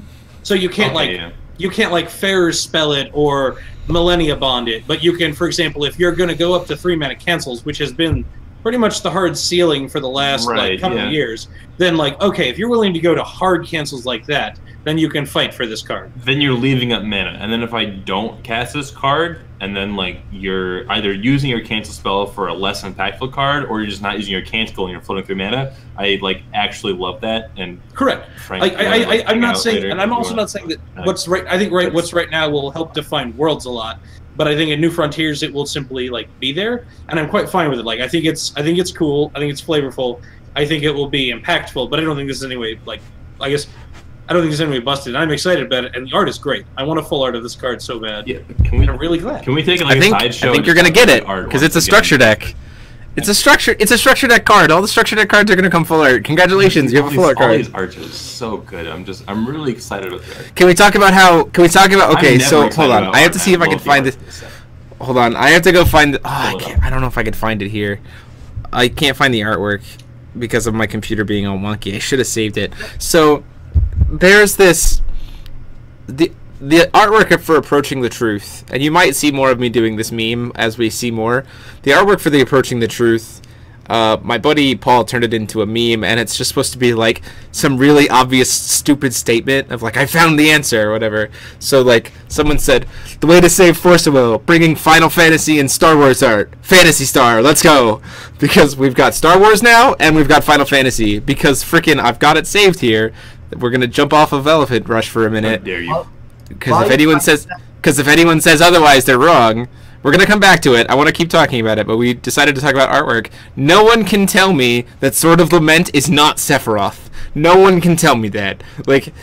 Long sword, silver hair, angel and demon wings. Okay, congrats, Part we're of this? Sephiroth. Good job. Sword of Lament, the Kill a J Ruler Not rune. today, because I've tangented us a bunch today, but I'll fight you on that another time. Nope. That card is I said that no card to is Jack. Sephiroth. Yes, I agree. Today I agree. The card is 100% Sephiroth. Anyway, moving on. Back to Elephant I can Rush. talk about Sorlo, man. I actually think that card's like a strong contention for the -6/-6, which is the board wipe poser. So like, I don't know. Maybe you play both. You sideboard it. Like sacrifice. Which one you start? Anyway, Elephant Rush. Yeah. So Elephant.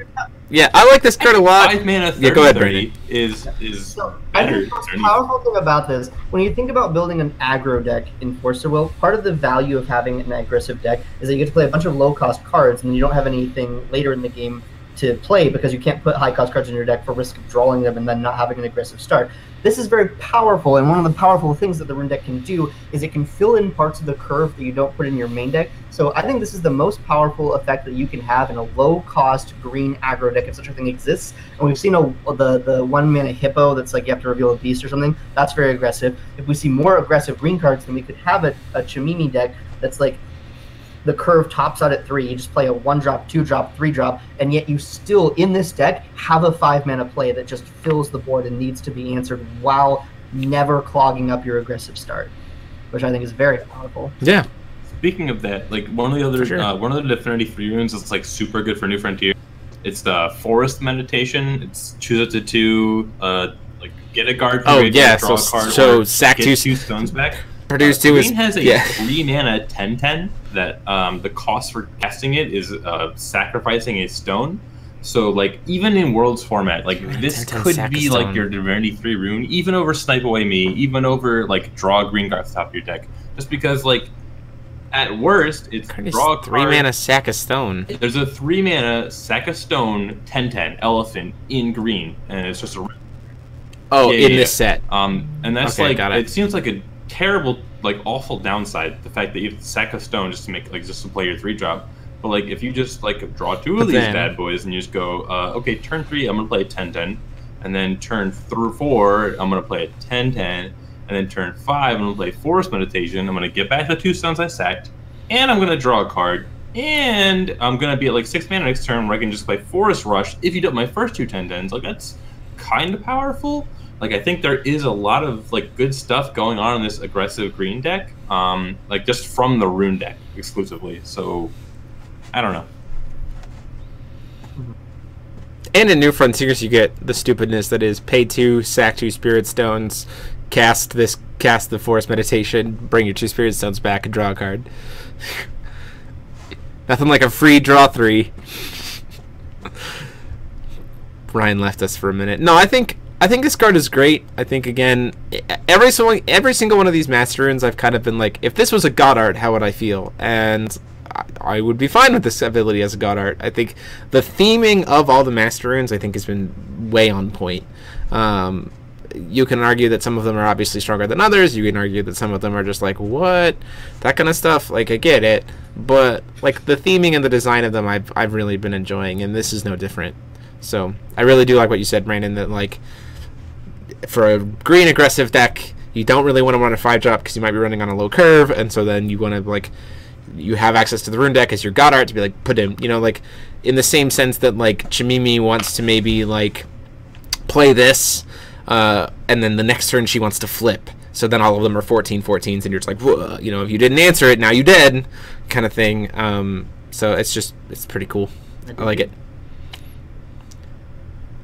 So waiting for, let's see. We're waiting for Ryan to come back, but while we do, let's kind of go around the circle again. Frank, do you have a different rune that you would like to talk about? Because I think people are wanting us to wait until Isis gets spoiled, and so I say let's go for it. Yeah, for sure, absolutely. If any of you guys there's 32 of you guys watching right now, which is awesome. I think it's our biggest crowd we've had yet. I mean, we've only done 2 live streams, but still, it's nice to have this many people joining us. I would so if you have any questions, and then just go to Q&A that doesn't go onto your recorded one you keep posted. We can record it. Oh no, everything. If we the entire live stream will be one block video. If we're YouTube going generates over it a all for second me, rune which card, is great. I will pick Ophiel, Angel of Guidance, and I don't care that it doesn't have the word rune in its type line. Fight me. That's not a. That's not a rune.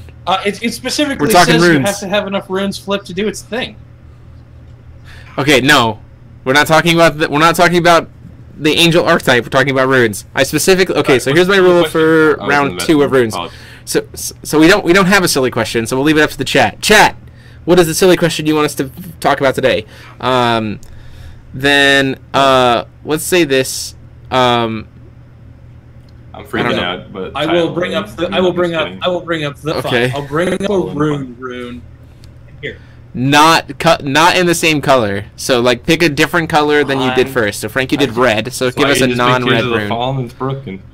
So hold up. You didn't expect I would pick a light rune on 2 tries? You gambled wrong. I imagine you'd pick light. I imagined you'd pick light. So, let's go. This is the one that I think should actually scare Ryan. Blessing of the Sun. Which is which one? It is which white, one is that one? Divinity 2. Chant/rune. You pay 1 white less, play this card from a rune area. J/resonators you control get +200/+200, and at the next end of turn, recover this card until end of turn. This is actually just a free, this one was just spoiled this morning. Is actually a free this one spoiled this morning for 1, and you don't have to have it in your drawable cards in your aggro deck. Like this is good combat math nonsense that goes on. Like you attack, they're like, I'm gonna block, and I'm like, well, I'm gonna +2/+2, and then I'm gonna swing my entire board, and then I'm gonna untap, and yo, what's up? Like if boards like end up even, this card gets insane. Yeah, this is the kind of card that I will spend way too much time trying to like maximize the value on when it's just good enough that I don't need to do that. Like, this card is cool and will do very fun stuff and will scare a bunch of people, but it's also just awesome. Oni champion. Also, the art I like is this card. Super somber and is like doing a really good job of playing off of like bright colors and shadows. Yeah, I like this card a lot. I don't really have anything else to say about it. I think it's good. Love it. Yeah. Some of these runes are just like cards that I like. Some of them are just good. I have to pick a non-darkness card for mine. Let me go through here real quick. We already talked about one of them. I'm gonna pick. I think I'm also gonna pick a white rune. I apologize. Never mind. I'm gonna. Oh, you know what? I am gonna talk about this card because we've been talking a lot of the master runes. I'm gonna talk about Excalibur, Antimatter Cannon Excalibur. So, Antimatter Cannon Excalibur, blue, and 1, Divinity 2 Master Rune. Your opponent separates all non-Magic Stone, non-J Ruler entities they control into 2 piles. Pick one of the piles and put all of that on the bottom of owner's deck in any order. So you get to pick the order, and you get to pick the pile. I want to talk about this card because it is something that like Force of Will is like. I know that other games have done it. I've played Magic in Commander, and I've had a card like this cast on me. Like I've seen other people cast cards like this in Magic. Like it's just an interesting idea, and I think that it's very, very thematic for blue, and I really like it. That's all I say. It's gonna make some interesting decisions happen. Like from the limited amount of EDH that I've played, I feel like there's just always a correct choice on the 2 piles that happen. But like, it's always interesting to see how people do it because sometimes like people do it, I feel like incorrectly, and even when you do it correctly, it's just like I think there's a correct 2 piles to choose, but there's not always a correct like choice between the 2 piles to choose. So I love cards like this, right? And that's the thing that I'm honestly more interested in seeing how people build their piles. So, like, because like that's a decision tree that we've never had to think about before, right? So like I'm interested to see like with that coming into the game for blue, what people do with it. I think this one, the pile building, will unfortunately be less interesting than you think, just because you lose a couple factors that make it so impactful in EDH. I think it will be good. I think it will be like a good, I guess, introductory to this concept of like you're getting to make piles and you have to try and predict what your opponent's doing. But part of the reason why it feels like it's easy to pick the correct piles because you're thinking of turning in 1v1s, whereas in EDH, like what looks like an incorrect pile to you might just be like, oh, the piles they set up, like the piles you were thinking of, don't scare them, but they're the piles that were correct for you. And also, this doesn't hit stones, which it shouldn't. But like this means you're down to their other permanents, which will be a much smaller pool to make piles from. Like like what I'm saying is the way that you choose your piles as the person who casts this card is going to be like, there's going to be a correct way to build the piles every time, but the way that you choose which pile survives as the recipient of this card is going to be like really up for debate. I feel. Wait, the recipient is the one who the opponent is the one who makes the piles. You pick which pile. The owner. Sorry, yeah. The person choosing the piles is going to have a harder decision than the person making the piles. I think making the piles is like the easy part to do it. Choosing the piles is going to be like probably the most interesting part of this card. I apologize. Yeah. Oh, you're good. A little bit here. We all agree this is the worst master rune, right? Does anyone want to argue with that? No, I can't argue this that one yet. is really odd to me in that, like, yes, when I first read it, I actually just thought it was pretty fair just as a regular rune. Like, all the other master runes are like better than regular cards, and this is like barely better than a normal card, which is kind of weird to me. But I don't know. Yeah, I think it's definitely interesting, but like, I'm well. So I think part of the advantage that comes with this card is that blue is not, at least from what we've seen from blue so far and what blue's history is kind of been, is it's not super great at actually destroying things. So I think maybe part of the thought that they were doing with this card is that if you're playing a pure blue, you might not be doing a ton of like destruction, so your opponent might actually have like a lot of permanents to potentially shuffle away, and so that's why they built it this way. But like I can definitely agree that like of the ones we've seen so far, the power level of this one is not as good as the others. Getting at was like that argument that like, okay, so blue is like, this is sort of something like blue would really want because they haven't been breaking a bunch of stuff. But that's an argument for making it a blue rune, not for blowing your master rune on this. Oh, yeah. For one, I think you could have taken out the non-J ruler cause, and this rune would have still been fine. And I don't think we would have. I don't think anyone like let them pick a J ruler. Like you get to put a J ruler in a pile. You can't put the J ruler on the bottom of your opponent's deck, because I think is the fundamental reason why it wasn't. It should have been. Right. No, well you can. If a J ruler would be moved to any zone, other, etc., it goes to the ruler area instead. It's already covered in the rules. Wow. Well, thanks for being a judge, Frank. Appreciate you. You can't like confuse new players like that. You're not wrong. But to answer Glorian fan's question in the chat, what happens if you only have one? If they only have one resonator? Well, they'll put that one resonator into one of their piles. Their other pile will be empty, and you can choose to either put that resonator on the bottom or do nothing. Ta-da! Also, you probably won't cast this card when they have one thing. So I've been like kind of talking about this in some of like my group chats, where I think that Machines is an incredibly strong archetype. And I will not at all be surprised to see like Machines function as a very strong deck with literally whatever the other blue ruler is. I think that Arthur is the worst ruler we've seen so far. I think his Master Rune is abysmal, but I think Machines are like definitely up there in terms of like Loki Machines. I think the Machines are very good compared to like some of the cards we've seen. So like depending on what we see from the other blue class, like I think that off machine ruler Machines will be like a very competitive deck in the Worlds format. But I mean, I want to play black, so what do I know? So. Yeah. Quote him. Quote him, like quote him, 4 chat. times that you said it. I'm already like committed. I can't do anything else. Okay, Brandon, what is your next? You got given Tears of the Fallen, which is a void/darkness rune. So what would you like to pick? Because my one that I'm picking is Scrap and Build. You son of a fucking! I was planning on talking about this long before. Like this is actually the next one I wanted to talk about. I have to pick it up. Scrap and Build. What am I supposed to do? Butterbob, the next spoilers come out in 30 minutes, and we will be talking about it. A little bit. Don't. So, is a chant rune that costs blue and punished 2, for going. but for some reason you can pay 2 less to play it from your rune area. So one costs from 1. your rune area. As an additional cost, you have to remove X machines in your graveyard from the game, which is a resource that no other card really cares about. So it's like almost like you're not really paying much for it besides time. And look at the top X cards of your deck. Put a machine with total cost X from among them into your hand. Oh wait, no, it says onto the field, and then put the rest on the bottom of your deck in any order. So for 1 blue, however much time you want to put into this is the size on average of the resonator that you can get. Why is no one talking about this? Does anyone else like here feel like this should have been the Master Rune? Oh my god, that's so true. If this was the Master Rune and Excalibur was the regular rune, I wouldn't have blinked. I literally wouldn't have blinked. I would think that I would like that. That's very normal. 1 blue for like get a huge ass resonator. deck.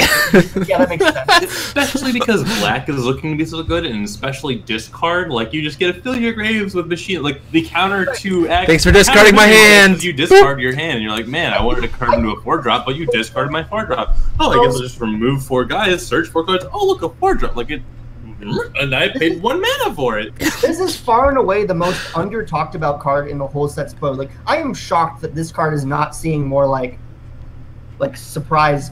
Like, what the fuck is this card? And it's a chant rune. It's definitely top 5. But not talked about, though. It's not being talked about as much as it. Yeah. No. Who's talking about it? And then, like, this card is I agree with you. Ludicrous. I think this card is absolutely insane. I think this is the backbone of the Machines deck if it's going to be good. It's like, this card's insane. I think this card will be played as a chant for 3 mana, and the fact that it also gets to be a rune for 1 mana is like, I mean, like, I think any machine deck is probably playing 1 in the rune deck and then 3 maybe in the not main. 3 because you have to remove the right. At least 2. You have to remove the machines, which is like a pretty limiting cost, like multiple copies of it.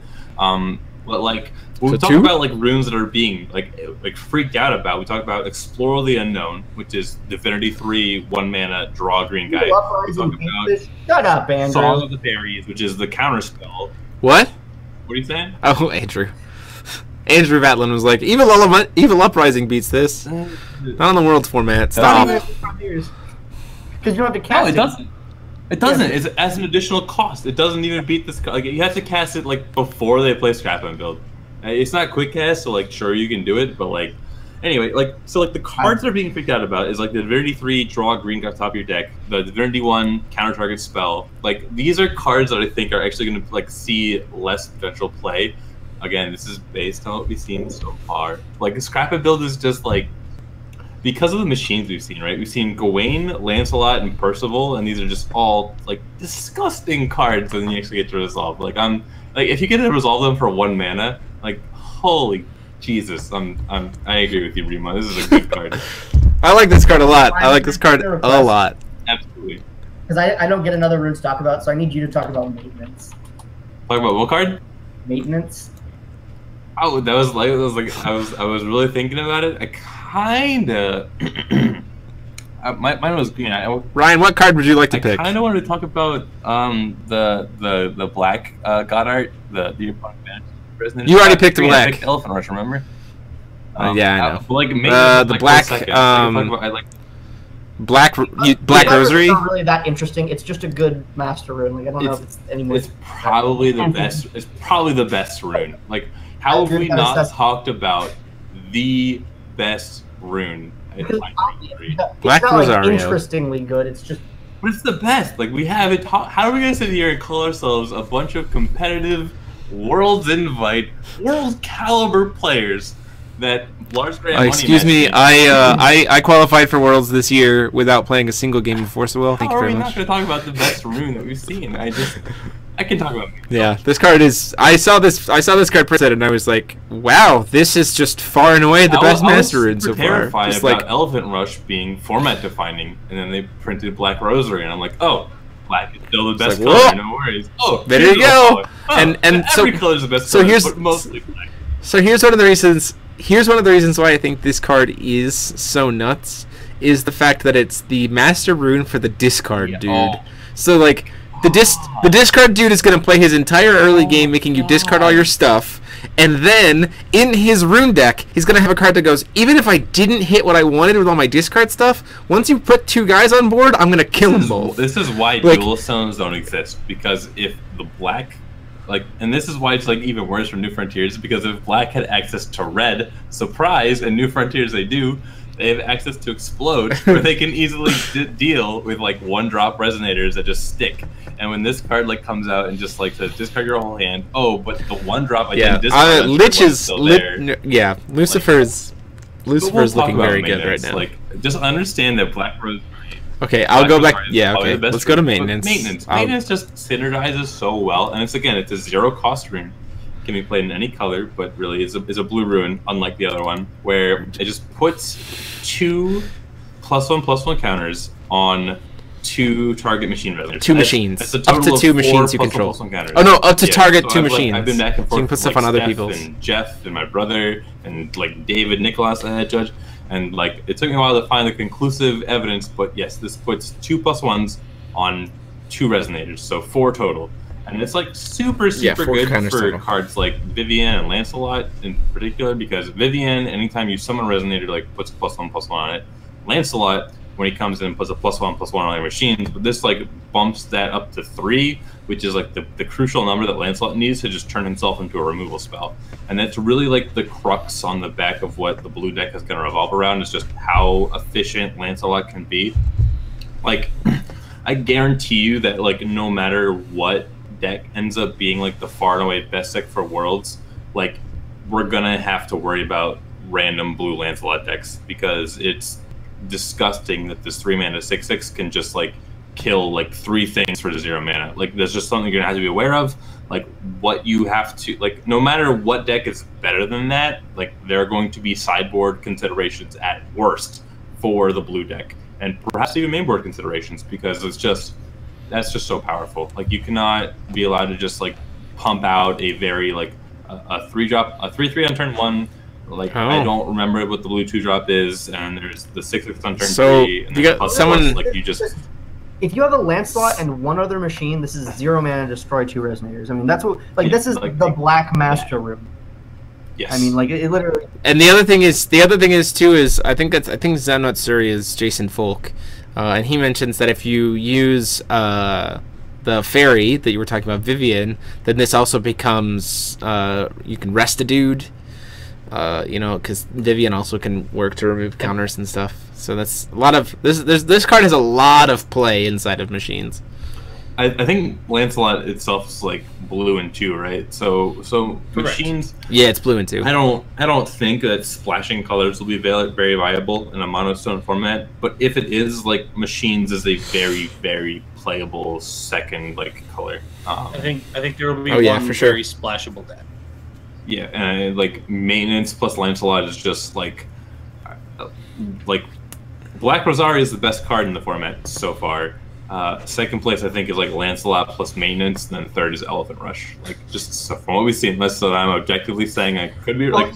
Like maintenance, the 0 mana blue Divinity 2 rune. Yeah. Card is just better than the Black Master rune. Like the Black Master runes, they sack 2. Maintenance is destroy 2. I mean, like that's like. Yeah, no, 100%. You just need 2 machines, and there's really not enough spot removal like in the format so far to justify it.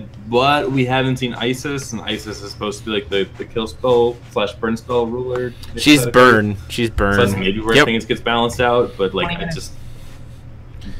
Well, we'll see. 20 minutes. Yeah, we're gonna do it live. So Yugi Bomber in the chat, confirmation that Dual Stones won't be printed. Considering the fact that for this set, considering the fact that for this set we have already seen both of the rulers special magic stone, and neither one of them was a dual color stone, I have 100% practically we can say that at least until V2 there will be no dual stones in the format. So there you go. Congratulations. Because actually one thing if you guys think some of these other cards have been under talked about, I think the most, at least as far as the World's format, man, the stones. I think the most under talked about fact is just how good white stones are right now. Yes, both of them. Holy crap! Both of those stones are so good. What was the second white stone? If you pay it for a human, if you it taps and produces white. If you spend it for a human or a Valkyrie, you can't cancel it. I don't know how relevant that is, but that's like. That was relevant like. But that's good. Years ago. Like, that's good. It's definitely not irrelevant. This is also compared to all of the other special magic stones we've seen so far, which have just like all of them have been like some effect you at least don't get the mana for the turn or actively pay mana while using that stone to do the effect. And this is one just produce will bonus effect, and the other one is just actually our only multicolor stone. Filter for rune. Can we say this? I think that of the 5, so we've seen 6 rulers, but of the first 5 that we saw, I think they are the worst of the rulers. Like I cannot. You think the next set of 5 are going to be stronger? Than Fuji. I cannot imagine. I don't even know what the blue ruler is, but it can't be worse than Arthur. Loki. It can't be worse than Arthur. Like you literally cannot make a ruler worse than Arthur. I'm kidding, but yeah. Hanzo instead of Chimimi, and then Chimimi, Lich instead of Chimimi has Lucifer. some pretty good tribal stuff going on, but I think that everything we see from here is going to be better, and that terrifies me. a lot.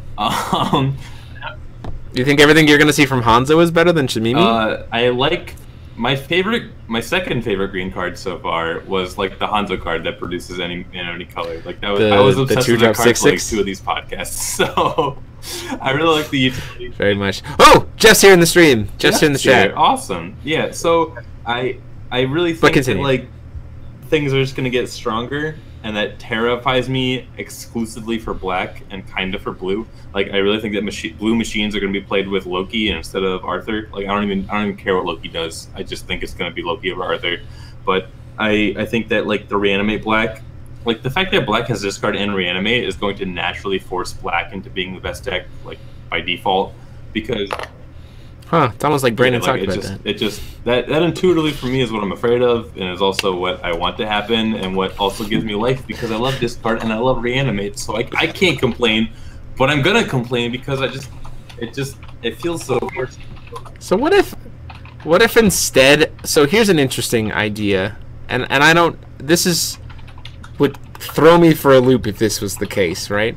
So what if Lich, rather than be reanimate, was like trigger on death and bring back to hand from grave, rather than bring back to field, and that Brunhild was a reanimator. I'm not saying that is from Lich so far, right? The Skeleton Knight, the 4-mana 8/8, that's is a trigger on death. Massively underpowered card by metagame 4-drop standards, and if like we have when this card dies, do something. Also, sacrifice cards do something. Like when guys die, do something. Also, have cards that sacrifice guys do something. Maybe like it's completely viable that Demonic Deck gets banned on New Frontiers, and we're just like completely unprepared for it. But they're just like stone cold ready to ban Demonic Dead, and also have like 20 cards ready to print, assuming that Demonic Dead doesn't exist. That would excite me to no end. I cannot use words because like that would not be counterintuitive to this card. What was that, Brandon? It'll be very fun to see. I think that's a fun word to think about. That's what we're if I'm being perfectly honest, the ruler I literally don't care about at all is Isis. I'm the least excited for today. And I've said it before. She's supposed to burn your face. Because she's Burn. She's being pitched as Burn, and Burn doesn't interest me in the slightest. I want the most boring, aggressive ruler of all time, and I want her to be the cold heel under which greed is punished. I want Isis to be just, if you are playing a greedy slow deck, Isis will burn you to death, and if you are not, she will not. And she is just the benchmark that prevents absurd greed. Speaking of absurd greed, the room we didn't talk about. Can we comment on the fact that Brandon wants Isis to step on me, senpai? Can we just talk about? I just want this room, this Whispers of the Devil. We didn't talk about it at all. This is the card that I do not want to ever see play, and I want Isis to be the bitch. Whispers of the Devil. Whispers of the Devil. Whispers of the Devil. Oh yes, it's the black one. You may pay 1 more to play this card from a rune area. Draw 2 cards. Draw 2, lose 5. This is the efficient card advantage engine that we're terrified of for rune decks. So it says 3 mana, sorcery speed, pay 5. Like I don't want this card to see play because I want like burn decks to be Isis at least a little viable, to exist, at least a little terrifying to like make you maybe not want to play this card. But yeah. This card's kind of spooky. I want Isis to be the reason we can never cast Belial for 3. There you go. There we go. Because if you're ever that low, she'll just kill you. Just kill you. There's got to be like a joke here. I mean, Isis. I just can't find it. I already made a meme. Did you? Yeah, I mean, it's fine. You have Space Force for Space Isis. It's fine. God bless it. It's actual deity from their mythos, damnation. No. It's Isis. Everything is a meme. I know. Everything is a meme. No, but like I will say this, and I've said it before. I've said it on the podcast before. I've said it to people before. I am not good at playing Burn. I don't enjoy playing Burn. I am awful at playing Burn, and I'd never take the time to learn how to play it. So when they were like, we have 2 red rulers, one of them is a kind of aggressive beast into a dragon deck, and the other one's a burn deck. I was like, neither of those decks interest me. Hooray! Red deck, just saying. Okay, so Prisia. But I like what it. So Priscia. Like, Priscia was just like, What did you kill lose you. to in the finals? Like, it's different. I lost. Oh, I lost to I lost. It was the mirror against Kentober. I thought I was playing Fox in this meme. No, I beat. So I played. So in Toronto, my only loss in Swiss was to your brother playing Fox, and then I played against him in top 8. And then I beat him in top 8, and then I beat Ryan Valentino in top 4, and then I played against Kentober, and I had the like kill you turn 2 play, and I was like, well, I've seen his deck list, so I know he plays 2 final forfeits. My hand is awful, so I have to go for the kill. If he has final forfeit, I don't win. If he has if he doesn't have it, I win. He had final forfeit, so I lost. And then in game 2, I did mulligans, and my post mulligans was spinning myths, frig, sacred elf. And I was like, sweet, that's a really good post mulligan in a Priscia mirror. Extend hand for game. Yeah, that's like, I really thought that you played against Fox, so I was trying to like extend the meme to you just playing a red deck. Nope, sorry. But before we actually got it spoiled, I do look forward to helping Victor figure out how to make ISIS work. Is Victor trying to play? He does like playing Burn. Oh, Victor has. He does. Burn like is probably Burn. the archetype I've seen him go back to the most he's times. played Burn Tree like 5 goddamn times. Victor, no, play it. Victor, you're so good when you play good decks. Victor, no. So let's. While we wait, I'm gonna clear this. Everyone's got to have off their here real crush, quick. Ryan. You have silly I'm gonna go back up and go into our. We've got. What do I do? We've got 10 minutes for Q&A, and I don't think we're gonna have a fun topic this week, which is fine because no one's given me one yet. Chat, give me a fun topic to talk about. But I'm gonna go back through and go for questions. So we have wondering if you'd use Arthur as a ruler and then side out the rune cards. Defined by how good Lorite is, because like the low-key best deck is Time Spinning Witch, but the actual best deck, yeah, I don't know, I'm retarded. The actual best deck is Gil, because they play infinite Lorites, and like they just have Lorite, and then it dies, and then they get it back, and if it doesn't die, they kill it themselves to get it back, or they bounce it to their hand. Or bounce it back to their hand with like, Blue they Leaf. kill it Red Leaf, or they bounce it Blue Leaf, or they kill it Black Leaf. Like they just get infinite Lorites and just never get locked out of the game. Yeah, infinite Lorites. So because Panda can't play Lorite, they lose to either.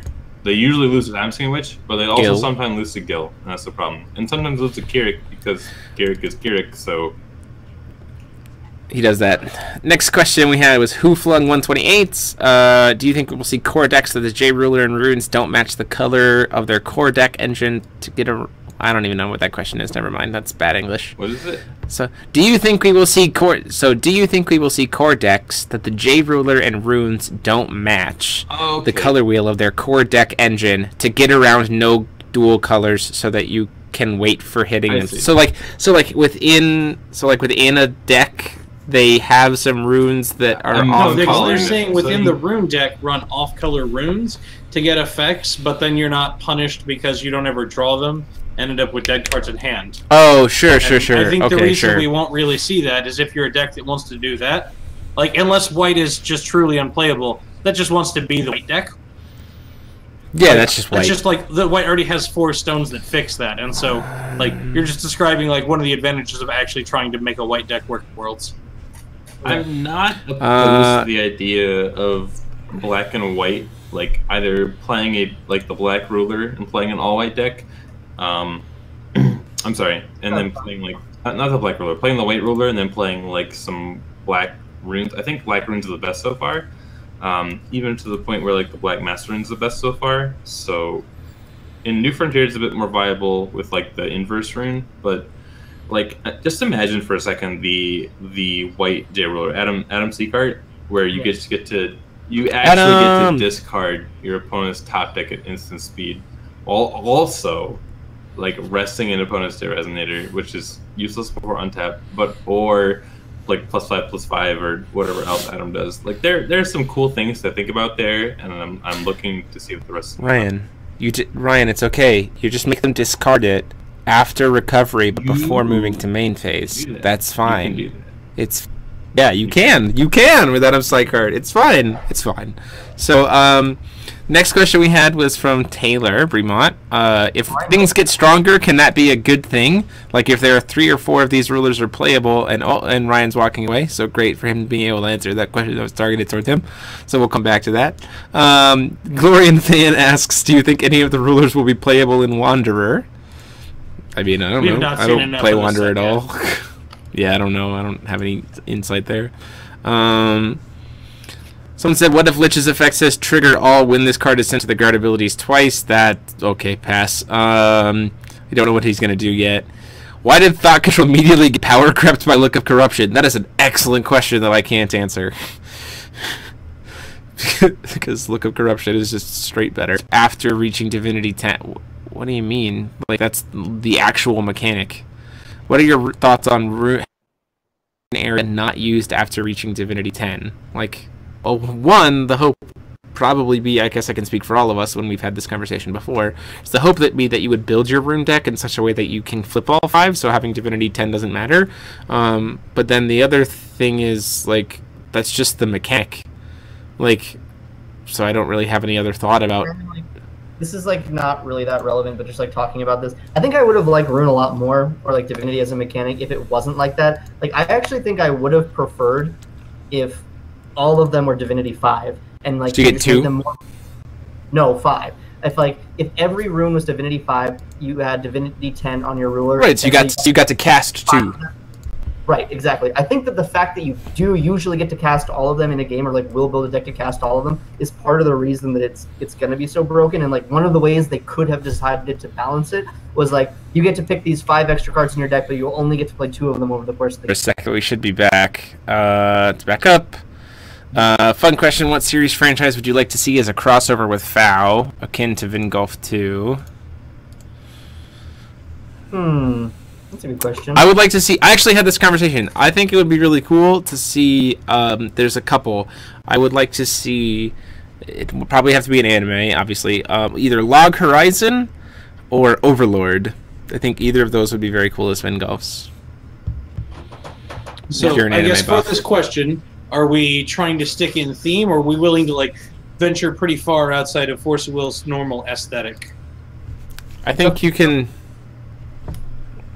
venture wherever you want to go. I mean, Valkyria Chronicles was like, hey, what's up? We have Valkyria Chronicles now. Well then, I'm going to answer with the best anime. By nature, clearly, it got the most episodes and has lasted the longest. One Piece.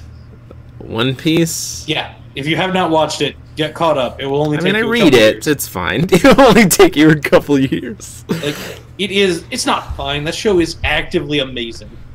Like, it is delightful and has remained delightful after actual, like, multiple decades of production.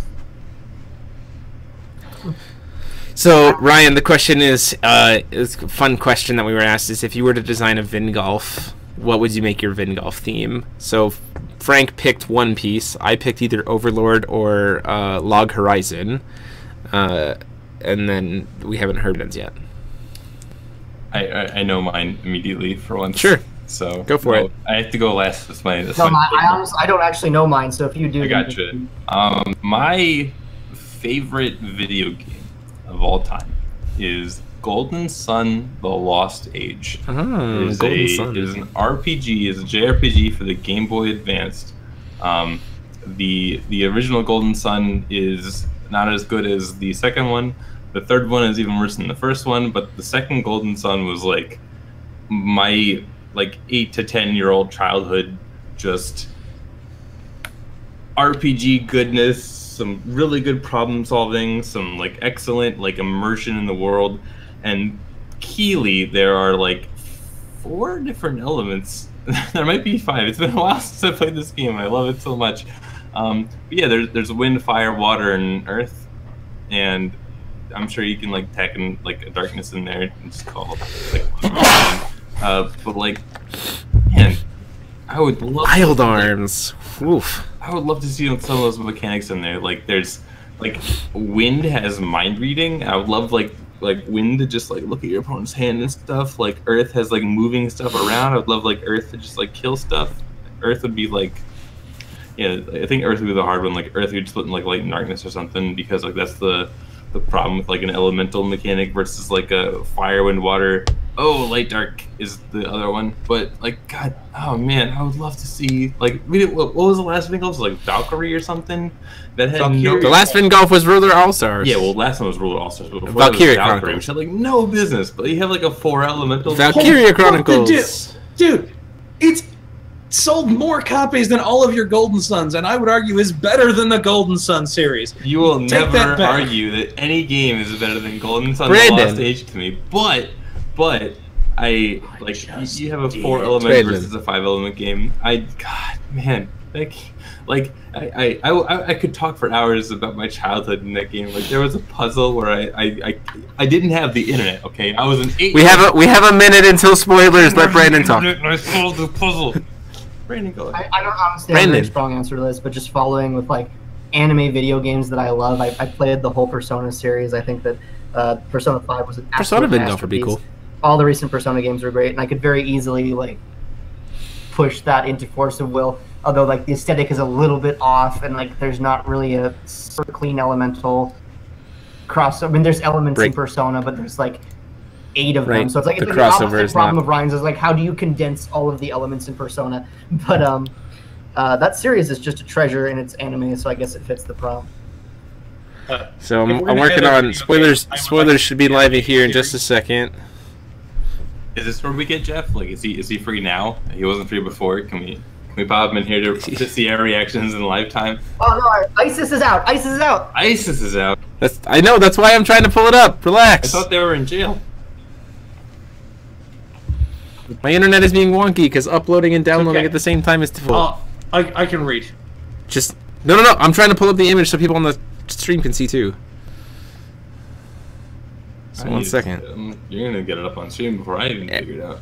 Everybody, take a second to read, and then we can talk about it. Well, let's go card by card. It's not even out for me. What? It's on. I'm also not seeing it. It's not out. It's not out quite yet. Gotta wait a minute. Refresh it. I thought I was behind. Hold on. While we're waiting a minute, if we're adding video games, I'd like to add the here. I'm just I've gonna got a good time. Let's shout out to people in chat who have good video game taste. Who flung 128 Golden Sun the GPA Holla? Shout out to Lunar's a solid show. Jeff, post it. Lunar's a solid series. Andre Archibald, he doesn't have Golden Sun is amazing. Shout out to you, my friend.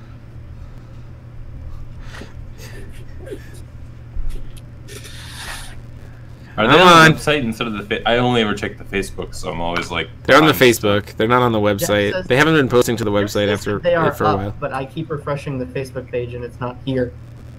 Who says they're up? Jeff does. They're not up. Jeff, stop lying. They're not up. Jeff, go bother someone. This devolved into a we can't wait for 2 minutes podcast. I keep getting refreshed. Where are they? This is the first time they've been late. Everyone, quick, DDoS Facebook. It will work. Refreshing it, apparently. What the hell? I just keep hitting refresh. You're DDoSing it, dude. It's too many requests. I'm just like constantly pulling up the image of Blessing of the Sun for some reason. I'll put it on. No, I lied. Don't actually do that. It doesn't do anything. I saw Magic Stone. Yeah, if you scroll down, I saw Magic Stone of Faith, and I was like, oh, I don't recognize the card, but it's just the white stone. Well, let me check the actual website, see if it's out yet. If you find it, let me know. Let us all know. Sorry for this delay, everybody. We're trying to get to it. It's not out on the official website either.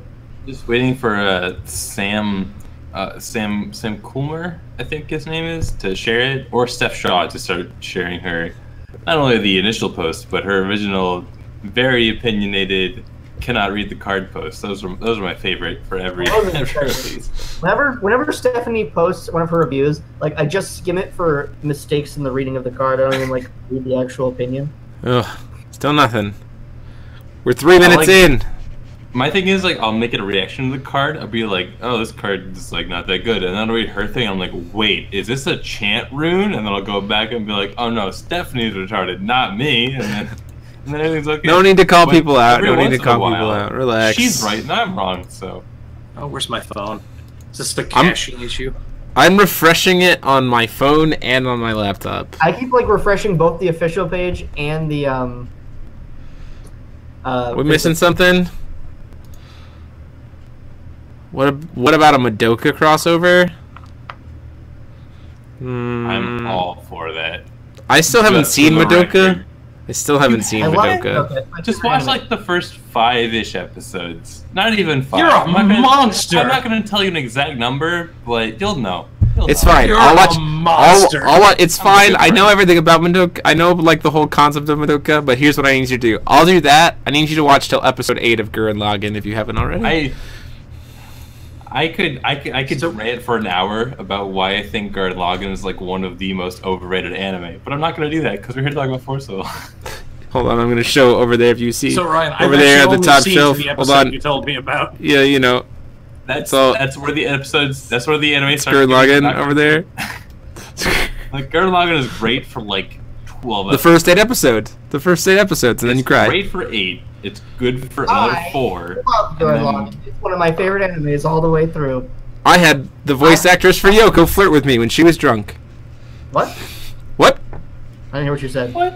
I had the voice actress for Yoko flirt with me when she was drunk. So you got her number, right? And you're like, I did not. I was married at the time, so no, I did not. So you got her number and respectfully declined to ever message her, and you could perhaps donate that number to a single friend in need, like Frank or Brandon. I was about to say, I was like, Ryan, I don't think you're single. What? Oh, I am, but I'm also fairly certain I am not. Is this the news? I didn't. I did not know this. I mean, I do love you, Jeremy. But we're having so many. Your brother says you picked wrong for once. So me and Taylor have talked about Gurren Lagann. His opinions on anime are a little bit wonky though. No, the very first. Does Taylor think Gurren Lagann is bad because he's my new favorite Bremont? So the very first, the story behind this is I used to work for an anime convention called Shudokan, and the very first year, one of our guest of honor was Michelle Ruff, who is the voice actress for Yoko. So we had like a after party for all of the special guests and everything else, and that was a good time. But that was when I met the voice actress for Yoko and all of that stuff. It was good. But I love Gurren Lagann. I haven't even watched the English version of Gurren Lagann. I don't really like the English version very much. The dub is better. Version. The dub is way better. I still just like, hey man. They're on Twitter. What? Someone is saying they're up. They're on Twitter? Frank is saying they're on Twitter. They're not Frank. Frank, you're not saying they're on Twitter. I'm talking. Jeff is saying they're on Twitter. What Twitter account though? Force of Will Twitter. Come on, Google. Force of Will Japan Twitter. Force of Will TCG. Hey, please right. Link. They are here. On the Facebook page. Yeah. I don't know if I can even log into Twitter. They're on the Twitter page. All right, I'm okay. Deep. Which Twitter page? I just googled Force of Will Twitter, and it was the first thing that came up. Like on Google? Yes. It's for you Google things. Oh, I went to Force of Will Japan. They're all in Japanese. I can't. What am I supposed to do with this nonsense? It's fucked. All right. Abort. Okay. Oh yeah, spoilers. Force of Will. Okay, here we go. Right. Random tangent. I've been trying to learn Japanese for the past week, and Japanese on Duolingo makes you like learn the fundamentals of like the language first. And I don't care about the goddamn alphabet. They have 75 I can't see it. Fucking letters. I just want to know how to say where's the bathroom, where the white women at. That's all I want to know how to say. And I can't see it. I can't get them to. 75 letters. Relax, Bremont. Can you like send them to me real quick or something? No, or Japanese. They're not going to be very useful. Oh, they're only in Japanese. Don't worry. I don't know what the words mean, but I can pronounce the goddamn freaking Haranagi. Don't you worry about that. Relax, Ryan. Calm down. He said the post is up but not sharing. Not sure what's going on. Post is definitely not. Do you have it set to private? Posts. This is like the one time. I can tell you there are some pretty good pictures. The pictures look very nice. Of course, the day that we decide to extend the teacher's lounge so we can say these spoilers. You want me to send you the Japanese pictures? No, I'm looking right at them. They do look very sweet. You can pull those up. We got some dude with abs and a hook behind him, probably into BDSM. Probably. We got a stick with like some eagle wings and a dragon eating her arm. We got another dragon, probably ready to eat some arms. Probably ready We to got eat some Nasus arms. from League of Oh, Legends. Jeff is sending me. I think Jeff is sending me the corrected stuff. Okay, Here's so the here we episode go. of League of Legends. Here goes. So Divinity. So Jeff is sending me the images to be able to at least read. So Isis is a Divinity 10. Judgments for 4. 2 red, 2 colorless. Energized red. Isis for the 4? Judgments for 4. Isis the 100 Weapon Master is a 14/8 J Ruler Ascendant type. Divinity 10 with First Strike. 1 red. This card deals 200 damage to target J/Res. Second ability, 1 red. This card gains Precision.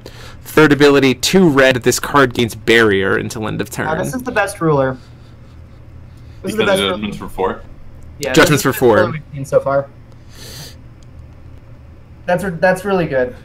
Yeah, instant speed barrier. Instant speed barrier on a 14/8 with First Strike and Precision. So, That's nuts. Precision and First Strike is an extremely potent combination of abilities. And then plus just the ability to like, so if you flip it on 4 and then immediately untap, that's 800 damage that you can throw around. Call a Stone, that's 1,000 damage you can throw around between J-Res. We don't have any ways to kill J's otherwise.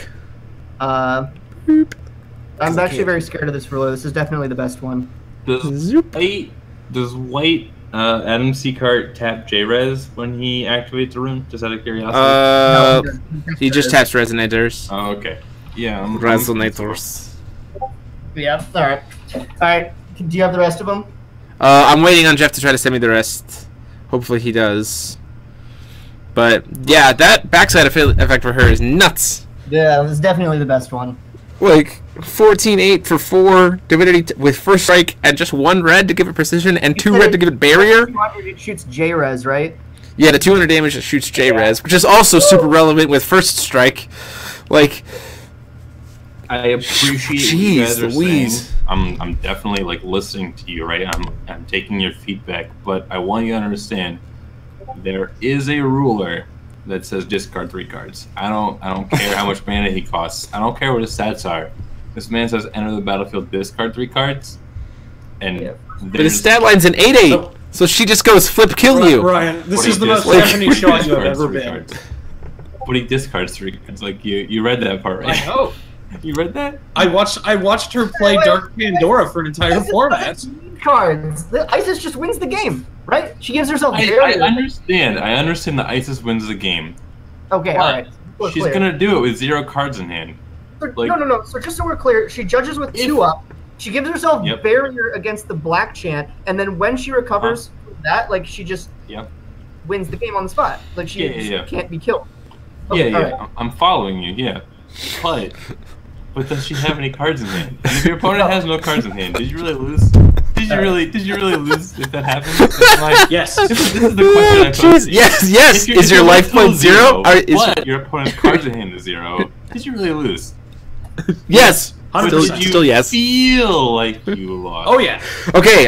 Here they are. Here they are. They're up. Okay. I'm refreshing and then I'll bring them up on the screen. We've already talked about Isis. They're on Facebook. Okay.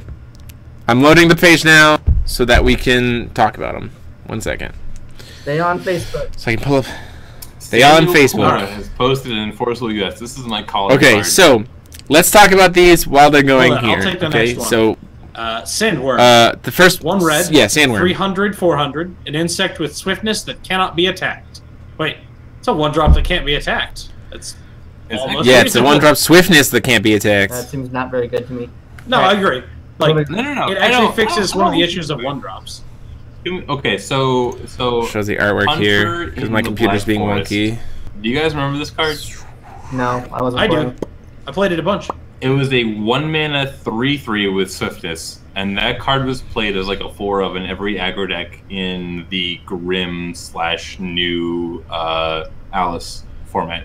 And I don't know where aggro is standing right now because we really haven't seen all the cards, but like this is just better than that card. And I don't hate it. Like it's a good turn 1, and like then you get to like choose when you get to attack. You get to attack with all your bid guys, and then if they block to prevent damage, you get to attack this card and then not get attacked into, which means you get to chip 300 damage every single time that you just have bigger guys on board. Like this is actually not Before you get too hyped about that card, though, we need to see this next red 1-drop, which just blows that card out of the water, in my opinion. So, I agree that it's just a better hunter than the Black Forest, which is nice. He's a friend of mine. So 1-drop. So this is Sandora's Blacksmith. It's 1-drop red, 2/4 human. If a fire J/res you control would deal damage, it deals that much plus 100 instead. You know what this card reminds me of? This is our Mr. This card reminds me Abs. of Evil Genie from. I could have guessed this because I looked at the abs and I'm like, he's gonna say Evil Genie, but no, he's gonna talk about some aggro cards. He's gonna talk about some swiftness card. No, it was just the abs. I knew it. It's just Evil Genie as a human before he gets turned into a genie. This is the deck that gets punished by that 3-drop quick cast deal 6 because this is the deck that like -6, -6. This is the deck that like pumps out these like weenie ass 1-drops and just like chips at you with damage, and it does so. It's gonna do so in a way that like you, like the white deck wants to go wide and punch you. This is the deck that wants to go wide, and then if you're a control deck, it's only going to punch you if you don't have resonators to block with. But if you're like that mid-range white deck that's like also punching you, it's going to like take that 3/4 and it's going to punch you for 4, and then you can't attack the 1-drop, and it's going to like the Sandora Blacksmith is going to allow that like 1-drop to do more damage kind of stuff. And like just from like these cards, I'm kind of seeing where we're going here, where the she's the very where the aggressive deck matchup is going, you know. I like this. It's going to punish the mid-range decks while like still losing the control decks. Yep. Next up we have Magician of Molding. 2-drop 6/6, 1 red, 1 colorless, human. If a rune you control would deal damage, it deals that much plus 200 instead. Can't really. Oh wait, no, we think that this is good. We have the one. Right, Spirit of Fire. Red do 700 to an attacker or a blocker, and if you have this, it now does 900 to an attacker or a blocker. It's very relevant for the 3-drops. If you really feel like going cross-color, suddenly your 1-mana deal 4 is disgusting because it also kills like a lot of the 2-drops we've seen so far. It's a 1-drop 6/6. It's That's 6 like damage every almost- now. If it has a lot of burn runes, this is going to be very good, depending kind of on how. Yes. Yeah. I'm like So, underwhelmed, but also Next up we have Sand Dragon, 2 red and 1 10/10 dragon flying. When this card is dealt damage, destroy it. Whenever a J ruler or rune you control deals damage to your opponent, put this card from your graveyard That's into very your good. hand. I think this is a very good card. that card's very good, right? Yes, I think this card is very good. Yeah. It's the right cost for this sort of like Phoenix Reanimator effect to actually get the value out of it. And then from there, it's a reasonable sized body with evasion that like is an effect we've had before, but like negates the downside of the effect. And like most of the ways you're going to damage this involve like putting a resonator into it, and then like the 10/10's almost always going to eat whatever that was, and if it wasn't going to eat it, it was probably going to kill it without this effect anyway. So like this is basically always going to trade for cards, and then later in the game buy you back more cards from your graveyard, so like you can beat out those attrition-y control decks because you just get to keep regrowing a 10/10. I think this card is very good. So I originally thought that red was probably like one of the worst archetypes here, but like this is double red, so you have to be ready to play it. And this card, like, just imagine this card as a 4 of. Imagine seeing 2 of this card. Every single, like, you play this card on 3, and then like you play another one, and like you attack with it, it dies to, like explode or just like there's no Tama anymore. There's no Tama in New Frontiers. There's no Tama at Worlds format. Like this card just never dies. And then depending on how many damage runes you play, like this is insane. Like this card is terrifying. Good. Card is good. Card is like, good. The 3-mana green 10/10 says banish a magic stone. This says 3-mana 10/10, I fly. Oh, by the way, I am infinite. And there's 4 of me. This is spooky. This is real. This could be format defining. Like for my first impressions, just like I don't know how much damage removal there is, Yes, but like I am reading it right, Zan Maturi. I know what it does. yeah, I don't know what the card was to do. Anyway. Yeah, and then yeah, I agree. I think that card is going to be very, very good. But this last card, is the super rare for her. Oh, is Set, the Commander of Destruction, 4 red, 12/10 with swiftness and first That's strike. very good. okay. Yeah, Like- remember how we said like the rulers and the colors we had seen so far were not like the best of the colors? Like the white was worse than the Red lighter white. is better than The red was red is unplayable. better. This is Fuji. borderline, maybe the best we've seen. Like this 4-drop is very This, good. starter deck spoiler has been by far the most powerful starter deck spoiler that we've seen so far. And then we're also in 6 or so hours we're gonna get the next So wave. I want to pull up Do a we see rune real Isis's quick. Vesta rune in the morning? Do we Yep. see? No, we'll see it. Yeah, we'll see If that in the pattern morning, holds, or next week. But so far, Yeah, next week. So I do want to talk about. So when I'm looking at all these cards, so I just want to say something real quick. When I'm looking at all these cards, I'm very, especially with these first strikers, I'm very interested. I'm more so interested now in White's 3-drop Karmic Reversal rune. That's the quick cast Divinity 3, 1 white, 1 colorless. If a damage would be dealt to target J/Resonator you control, it's dealt to your opponent instead. I love Mason So Fog. like seeing That was close to my so seeing this, and so seeing this, seeing the fact that red, with especially with Isis, is like first strikey, makes me really like this card a lot more. Because then it goes, not only am I not going to take, is my thing not going to take damage from your first strike, you're going to take it instead. But then because you haven't dealt damage and my thing's still alive, then you get to get killed. Because then we're actually going to deal combat and my thing gets to kill you. So like Isis definitely has to watch out for this card for sure, especially since she only has 800 defense. But like that's very interesting to me. But she just gains barrier too, though. So like, Just You doesn't target matter. Your own resonator. you target your own thing. oh, but I thought. Wait, what is Her barrier- It does it just to your opponent? No. If damage would be dealt to target J/Res you control, it's dealt I to your thought you were saying opponent Isis instead. needs to watch out, like Karmic Reversal is gonna like kill her. Well, it does. If she swings into something that has 800 attack, Oh, I if see you what- block her, you stop the first strike. You stop the first strike damage, fling it back at your opponent's face. They take the totem, I'm not going to you. play Isis. I'm going to have all of my mana up, and I'm going to attack before casting anything because I'm a good Force of Will player. You're going to play Karmic Reversal on your thing. I'm going to chase and just kill it with Isis's ability.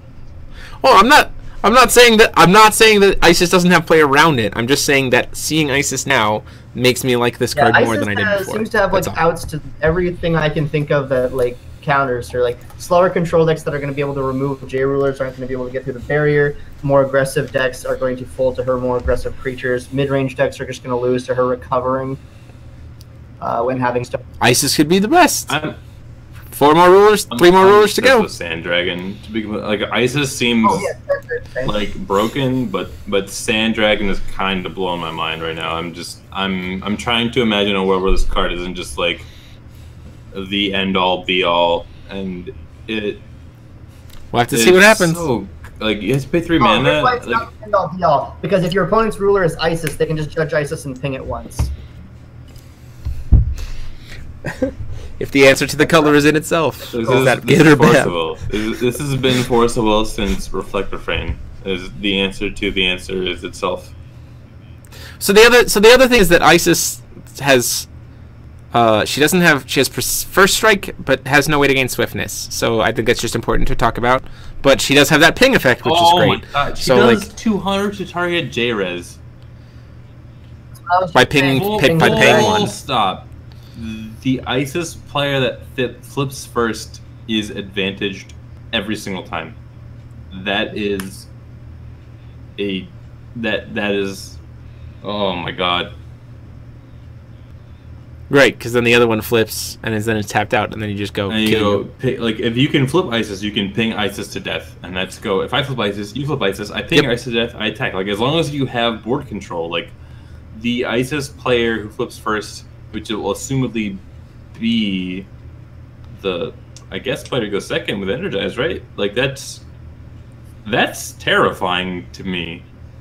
Like, between Yeah, but no, you don't. I don't see. But then if you flip without any form of protection, I mean, I guess in the mirror, yeah, that makes sense. But if you flip against any other deck, you don't have the ability to kill her right away, though.